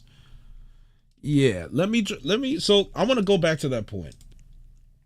Because Cole talks fast, so yeah. Kaido just being able to execute his plan in any capacity, dropping Onigashima onto the city, Wano Country were not as intense or well thought out as previous arcs. I think it's up to you. It's very subjective, like these things normally are. Like you could argue, for example, that Kaido just being able to execute his plan in any capacity, dropping Onigashima onto the city, and then turning Wano Country into an entire slave factory via the new Onigashima project, that threat in of itself was enough for the stakes. But in watching, but that's not stakes. No, Cole talks fast even without the playback speed. So if I even go normal, that's not stakes. That's not stakes. That's something that's already established, right? That's like saying the toys in Dressrosa, entering Dressrosa with the toys is considered stakes, right? Entering to Dressrosa while everyone has been turned into toys because of Doflamingo counts as the stakes for Dressrosa, when that's just not the case. That's not a point I'd agree with. that video that Werb did, it got me thinking about the reasons why I think that Wano Country is not in the top end of One Piece arcs. I did a stream about 2 years ago, the top 15 best arcs of One Piece, and Wano Country at that point in time was not in my top 10. And I would say things have gotten even worse for Wano Country because Elbaf, I think, is on pace to be better than Wano Country, and I would absolutely say that Egghead Island is better than Wano Country. Furthermore, I would say that the anime version is a superior product than the manga version. There are issues like, for example, when word brought up how Luffy lost the third time round in chapters 1013 and 1014, when Luffy is sent packing off the island Onigashima, we don't see what happens in the manga version, and that is actually one of the major points of contention that Word has with the stakes of the arc. But in the anime version, episode 1033, not only is it a vastly superior version where they actually show you the fight, but it winds up being one of the best parts in the entirety of Wano Country, when you find out that for half that fight, Kaido was so immersed into the fight, he was hallucinating fighting Luffy, which gives us a level of depth to the character of Kaido that the manga version has not delivered. I digress. Wano Country still has issues nonetheless, whether it be anime or manga. And while I think it's fair that some folks say it does suck, and knowing me how I ramble so much, I'm gonna try and just keep things very concise and orderly. And so I'll break it down to three major parts. Right into it, part number one. Wano Country has some of the best moments in the entirety of One Piece. I would say that is a very fair thing to claim, i.e., Roger versus Whitebeard in the Odin flashback. A phenomenal moment. Another moment would be the chapter 1044, Luffy reveals Gear 5 for the first time. And then I would say after that, the subsequent chapter of chapter 1045, which I gave a 10 out of 10 rating. One of the few times I gave One Piece a 10 out of 10 rating. But on the flip side, it also has some of the worst moments, like just insult to intelligence. Some of the worst moments in the entire series of One Piece. And Kinemon was horrific. I think a lot of people were either extremely mixed on or absolutely hated as a collective, where most people, week to week readers, would say so we got that this moment was really bad. So number one would be chapter 931, when we got Amnesia, the gateway for them to take control of the prisoner mind, and Mother Mode Big Mom, an excuse that Mothering allowed mode. essentially Oda to have Big Mom do massive damage to an opponent that Usopp and Nami couldn't defeat, apparently, in Ulti and page 1. And in chapter 1013, later on in the arc, we see the Mixer Cannon essentially fry Ulti's. That was bad. Yeah, that was really bad. I ain't gonna lie. Page 1 getting packed Nami up. against Mr. Four and Miss Mary challenge me and Usopp really using their wits and their talent 180 from her role in the previous arc, where because of her actions, an ally of theirs had to sacrifice himself so he could escape Thailand. Another moment that would live in absolute One Piece infamy is at the end of chapter 1014, and then the follow-up later on where Kaido proceeds to double tap after grabbing a sword, which should have been the end of a character named Kinemon. But instead, Oda decides to really insult our intelligence into believing that somehow, some way, this makes any modicum of sense. That was a terrible, resoundingly moment as well. From Punk Hazard. That was one of the greatest insults to a One Piece fan's intelligence. Agreed. There's a big difference between, let's say, someone like Yasue or someone like Ashura Doji dying versus someone like Whitebeard dying or someone like Ace dying. That's very obvious. And Kinemon would have been a character that, if he did die, would have been a more meaningful death to a lot of these readers, but Oda could not commit to it. So Kinemon's fake out death, I would say comfortably, is the worst fake the arc. Agreed. I would say that Wano Country has the worst conclusion out of any conclusion of any post-time skip arc in the story to date. I'm gonna say that again. I agree with that as well. Wano Country has so far the worst conclusion out of any conclusion of the One Piece post-time skip to date. And you may say that's crazy, Agreed. but if that is crazy, then why is it that episode 1084 exists? Episode 1084 exists to try and fill in some of the gaps, the glaringly obvious, horrific gaps that were left wide open in Wano Country. Promises that characters made that were not fulfilled, parties that were just forgotten about, and so on and so forth. We just leave. Episode 1084. This episode is essentially filler that tries to tie in some of these loose ends with some of these party members that were pouring to us for about a good 4 years of the entirety of Wano Country. But even still, far from actually fixing the issue itself, because it was like applying Vaseline to a bullet wound, and the bullet's still in the body. And obviously, folks will point to the fact that Zoro. Yo, chill, you're skipping the entire video. So here's the point that I'm going to make here, right?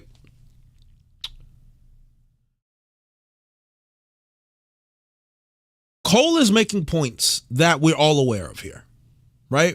For example, Cole mentions that the reasons that a lot of people think Wano is the worst is because of the three key moments. Kinemon's fake out death, which was diabolical. Big Mom's mothering mode, which is horrific by literally every margin known to man, right? And mind you, we've all said this, and I've mentioned this, right? Failed loose ends, like the ending was absolutely diabolical. Like disgusting. Like, it's hideous. like Hiyori's speech, the lack of Yasue love. I mean, bro, nah, man. Like, there's a lot that I could get into here. But these are points that we have all stated, and I have. Yeah, which is true. That was a horrible thing, obviously. That would have never. I don't even think you mentioned the Yamato surrounding the Nidai Katetsu. That's just dropped and forgotten for some strange reason. Even though it seemed to be one of very great interests at the very beginning of Wano Country. Those things, though, are not the biggest issue. The biggest issue has been and will always be until they are officially a part of the crew on that ship. The moment that Oda assured the readers would happen, because he had the character repeat it time and time again, but wound up not happening, Yamato joining the crew. Chapter 1057 starts off in horrific fashion when she reveals that she will not be going on the Straw Hat ship. And to be fair, this was relatively mixed, because some folks did not like this at all, like myself. Other folks championed it because Yamato for them as a character was unappealing. Now, Oda decided not to have Yamato join the crew, at least not immediately, which is still an insult to injury considering all the things that were said about Yamato joining the crew for so long, for years, 50, 60 plus chapters, and come our arrival to Agate Island, Yamato is not with the crew. So those are some of the biggest insults to injury along the conclusion of the Wano Country, which I thought was some of the worst components of the arc, but not the worst reason. You can argue this is the core reason why a vast majority of the other problems of Wano Country exist is because of this chart right here. Shout out to ChatGPT. This chart is a representation of how many characters were a part of each arc so far in the entire series, including the ongoing Elbaf. My God. Shout out to the Trevor for $2. Late to the stream, but glad I made it. I know there's another one. Human Pluto, Ace and Luffy are both grown men that choose their path. Garp had to deal with that even. Okay, so cold. Bro, look at the differentiation of characters introduced into Wano.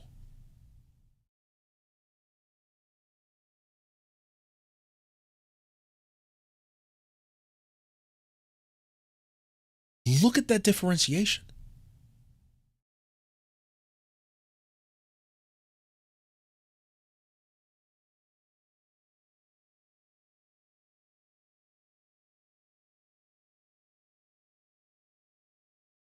Like genuinely, guys, look at that.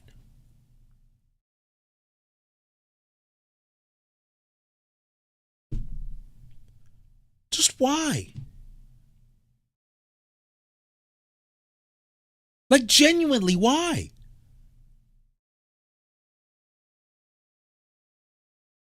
And this is what I said about the scabbards. Why is the audio gone? Can you guys hear me?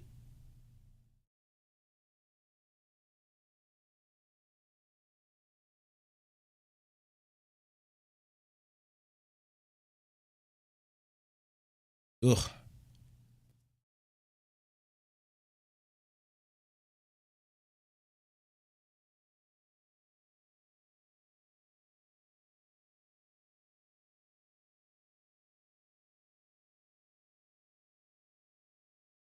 Okay. All right. This is audio delay. Oh, okay. Sorry. It's been long. It's been a long stream. Well, not really, but and you can see that the entirety of the series, there are a lot of characters. Some you have 40 characters that are a part of an arc. Some are going to the 50. Some are reaching 60 in terms of characters that are part of the arc. Whole Cake Island, Big Mom and her children. We have like 60 characters of relevance in those arc. And of those 60, you have, let's say, around like 37 of them being relatively unique and significant characters. That's 37 unique and significant characters in a single arc. Most stories do not manage that many characters in an arc, let alone them being significant characters in some way, plot movers in some way. Even a story like My Academia can barely manage one class. Look at Marineford. There's so many people involved. Marineford is teetering on like 50 characters of prominence, and of those 50 characters, 27 of them are unique and significant characters that are plot movers. So you can see how Oda has been adding more and more and more characters on a regular basis to all these arcs. But the Wano Country bar is the Burj Khalifa of the whole chart. Wano Country has almost 120 characters that are involved in the story. Compared to Marineford, it's almost tripling Marineford. It's almost tripling Marineford, ladies and gentlemen. If you combine Jaya and Skypiea together, in terms of characters of prominence, it is literally tripling Jaya and Skypiea combined. And of those 120 some odd characters, 80 of these characters are characters of unique significance to the actual plot. This This is a mind-blowing, just seeing the actual chart. It is a mind-blowing realization of the core issue of Wano Country. I have said before, I'm saying in this video, that Wano Country is for sure the longest arc in the entire series of One Piece, but it also feels rushed. Wano Country, that's right, is a rushed crazy, arc. man. And folks would call me crazy when I said it back then. When I see this chart, I think it only proves my ideas right, where Wano Country should have been 5.5 to 6 years long, considering the amount of major players that Oda was working with in Wano Country and how much time each character would need based on previous arcs, and how much time Oda gave certain major players, certain main characters, groups and factions for world building sake, across flashbacks, things of that sort. So whether your issue with a story involves pace, whether it involves characterization and character growth, whether it involves the stakes, as what Webb said in his video. An example that we're brought up, let's say, of trying to fix one of the major failures of the story. For number 3, when Luffy gets punched off the island by Kaido, instead of Yamato stalling out Kaido, you have the straw. So this is a very good point. And I think seeing the visual of how many characters that were really in Wano only strongly emphasizes my point of the lack of character work in Wano, because he had too many characters. And it's like, people are like, oh, I love the Scabbards. And I ask people, why do you like them niggas? Like, the daimyos, you could have written out all of the daimyos and we would have been fine. The Oniwa Banchu, written them out, we would have been fine. Hell, the Toby Ropo, the numbers, you could have written all them niggas out. And you just have a better story. You take Yamato out, you got a better story. You got 5 Scabbards, better story. You take out Apu, better story. You take out Apu, Hawkins, better story. The Yakuza bosses, Hyogoro, gone, better story.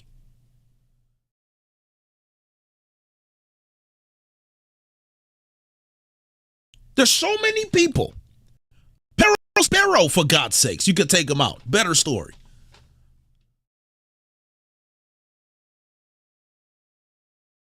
Just like Eski, and then you have a better story.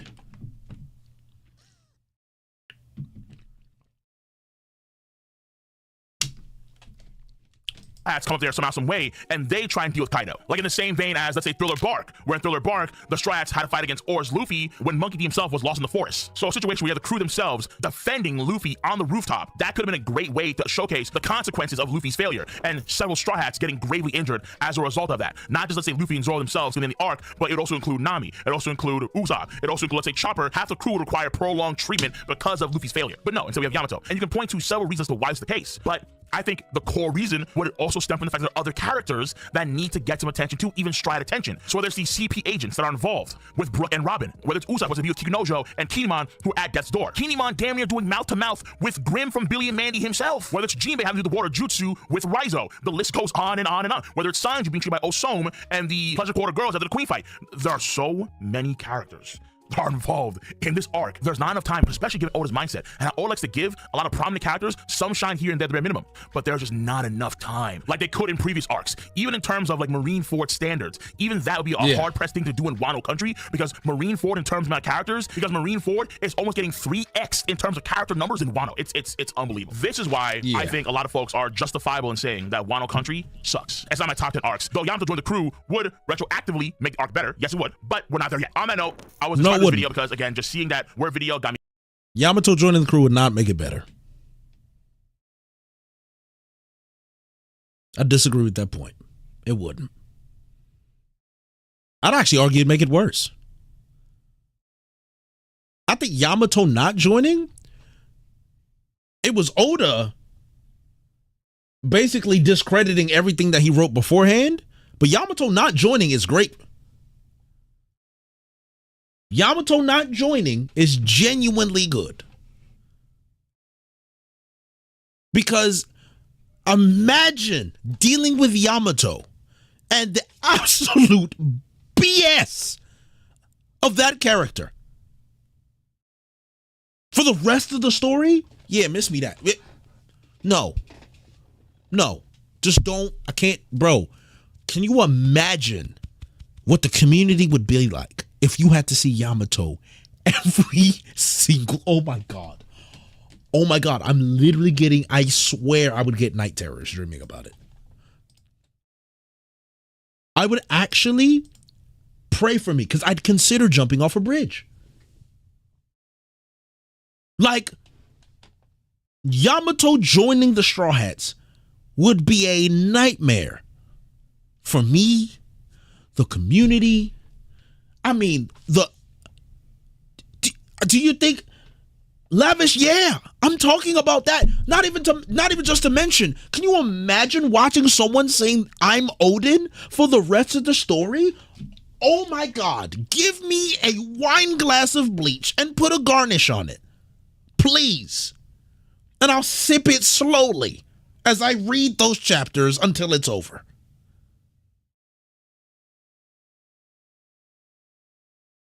It would actually be a nightmare.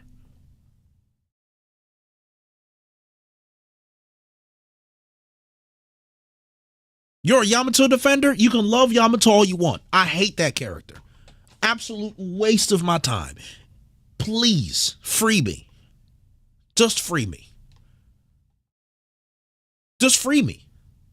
Free me from that prison. Yamato is one of the worst characters I think I've ever seen in this story. And I will stand 10 toes down. Yamato is a poorly written character. It's one of Oda's worst work. It's genuinely one of Oda's worst work.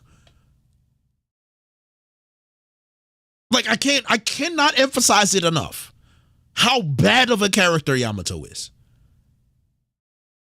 You're already free. Amir, but you see the trauma that's coming out in me, bruh. Just nah, man. Nah, man. Y'all don't have to care. I didn't ask you to care, to be honest. I didn't ask you to care. You just hating for free? When do I not free? When do I not hate? You know how I am a chopper. I'll tell you what, I'll take 5 choppers. I'll take 5 choppers. I'll take 4 more choppers on the crew over Yamato joining the crew. That is how much. Give me 4 more choppers. And I don't want them to do anything different. Just give me 4 more choppers. I'll take it in a heartbeat. Yo. Any day, I'll take it.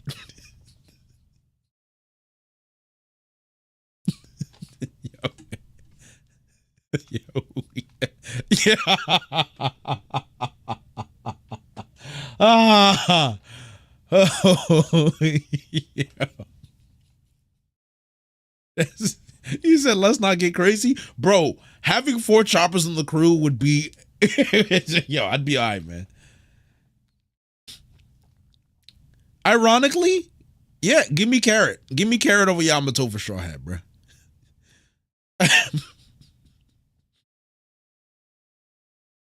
You have Frankie already? Frankie slander is crazy. What has Frankie done to you?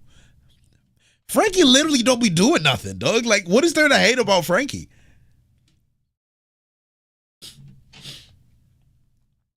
Oh.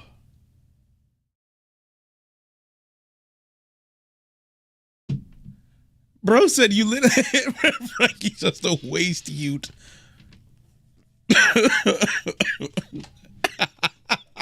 Yo, Jose Larios just yapping, dog. He's like, you got Frankie right there. I'm like, how did we get to Frankie slander? How did we land here? What was the plan? What was the plan, Jose? I don't know what it was. I just need to know what the plan was. Because he ain't do nothing to nobody, man. Frankie is like the most harmless Straw Hat there in terms of character writing. There's nothing wrong with Frankie. There's nothing particularly good about Frankie, but there ain't nothing wrong with him either. So it's just like, you just let him go, right? He ain't do nothing, bro. Frankie just there. Frankie just vibing for real. He just there. That's it, bro. Yeah.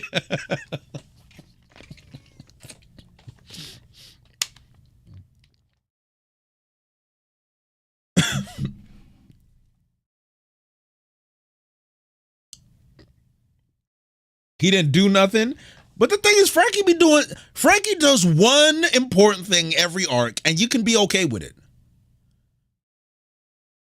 His fight with Sasuke was literally battery acid in my eyes, though. That was a terrible, terrible fight.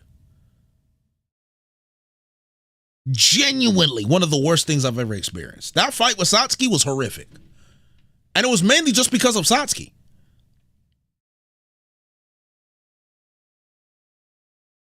Yeah, Sasaki. That was just terrible, period. That was just bad. That was just really bad.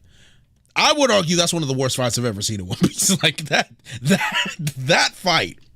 That fight and the Fukurokujo and Raizo fight, just pain. It was just pain and suffering. Well, that's it, Kev. Like, I'll tell you what. I could be wrong here, right? But I genuinely believe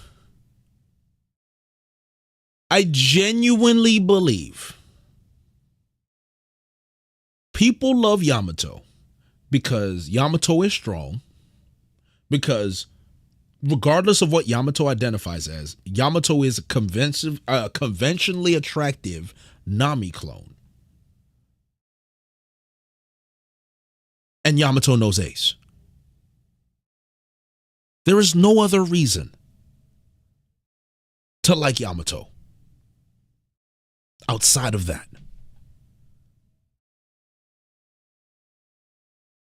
There is no other reason. There's zero reason. Tell me what else is there? That's it. And trans representation, I'm sorry to say it, but Yamato is not a good representation of trans people. At all. If anything, Yamato is an insult to trans people everywhere. And yeah, I said it. You want to know why? Bon Clay, Ivankov, the Okamas. Clear representation right there. And for you to say Yamato represents trans people is an insult to Bon Clay and Ivankov. Genuine insult. It's not even close. So to equate Yamato, that stands for nothing but cosplay, is madness to me. Kiku, thank you, God. Someone said Kiku. Another one. So don't bring that here. Don't make me angry. Don't do it. Because you're insulting the people that actually stand for the things that the trans people stand for. Kiku is so literally in the same arc. Kiku literally represents exactly what you're talking about. Yamato represents nothing. None of that. Yo, Ford says, yo, make Yamato look like Weevil, and all of a sudden niggas like, yeah, all right, throw her in the, yo, yeah, get it out of here, bro. Yo, what's up, Townsy? How you doing, bro?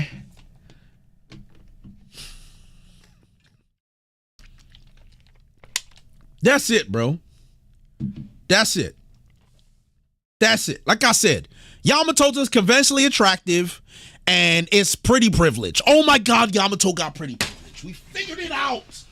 I figured it out. We figured it out. That's what it is. It's pretty privilege. That's what it is. Finally, we finally got to it. We have finally got to the point where we realize why people like Yamato. Not enough love for Bon Clay. Not enough love for Kiku. And I'm about to say something that really gonna tear y'all up. I'm gonna say something that's gonna tear y'all up. The reason Kiku don't get as much love as Yamato does, even though Kiku's good looking, if I speak. Let me see if y'all can put it together. If I speak. I don't want to speak though, because if I speak, I'll be in big trouble. If I speak. If I speak, I'll be in big trouble. How's that? That's it. he said if I speak. But they don't want to talk about that. They don't want to. Show a little rack and she got a little, you know what I'm saying? She got a little Yamin. Yamato got a little Yamin in a rack. But Kiku 6'7" could be a point guard in the NBA and got some equipment. All of a sudden, people are like, yeah, I love Kiku. You know what I'm saying? She all right. But Yamato the GOAT for real. Yamato, yeah, representation. Interesting. Very interesting. Very fascinating. This is very fascinating. I'm just fascinated. That's all.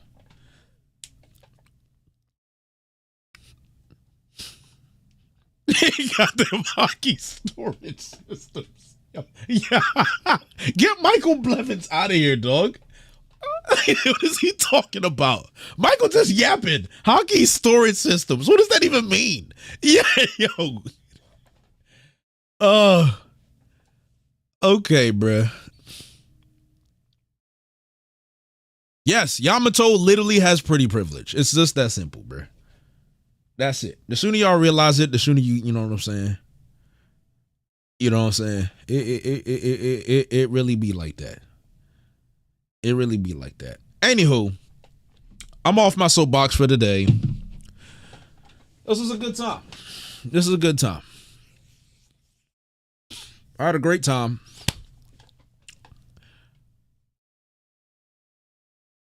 You know what I'm saying? I had a good time. So I will catch you guys later. We'll be doing a chapter. I'll be doing a joint chapter reaction at the end of this week. And my Toriko video should be coming out in the next day, just about in the next day. So that'll be cool. Hope you guys enjoy it. We'll be testing out a new presentation style. So I hope you guys like it. Your feedback and your views on that video is very important to me because I tried something new. So just let me know what you guys think about it. Give it a chance. I promise you I will convince you guys to read Toriko. I promise you. Or at least give it a chance. So check that out. It's part of the new content journey we're taking. So please give it a watch. I appreciate the support. Subscribe to his channel because he the GOAT. And I will catch you guys later. Until next time, ladies and gentlemen, I'm out. Peace. Yes, and yes, Ellis, I will be doing Kingdom. All right, cool. I'm definitely doing Kingdom. It's definitely on the list. So I'll catch y'all later. All right, bet. Take care.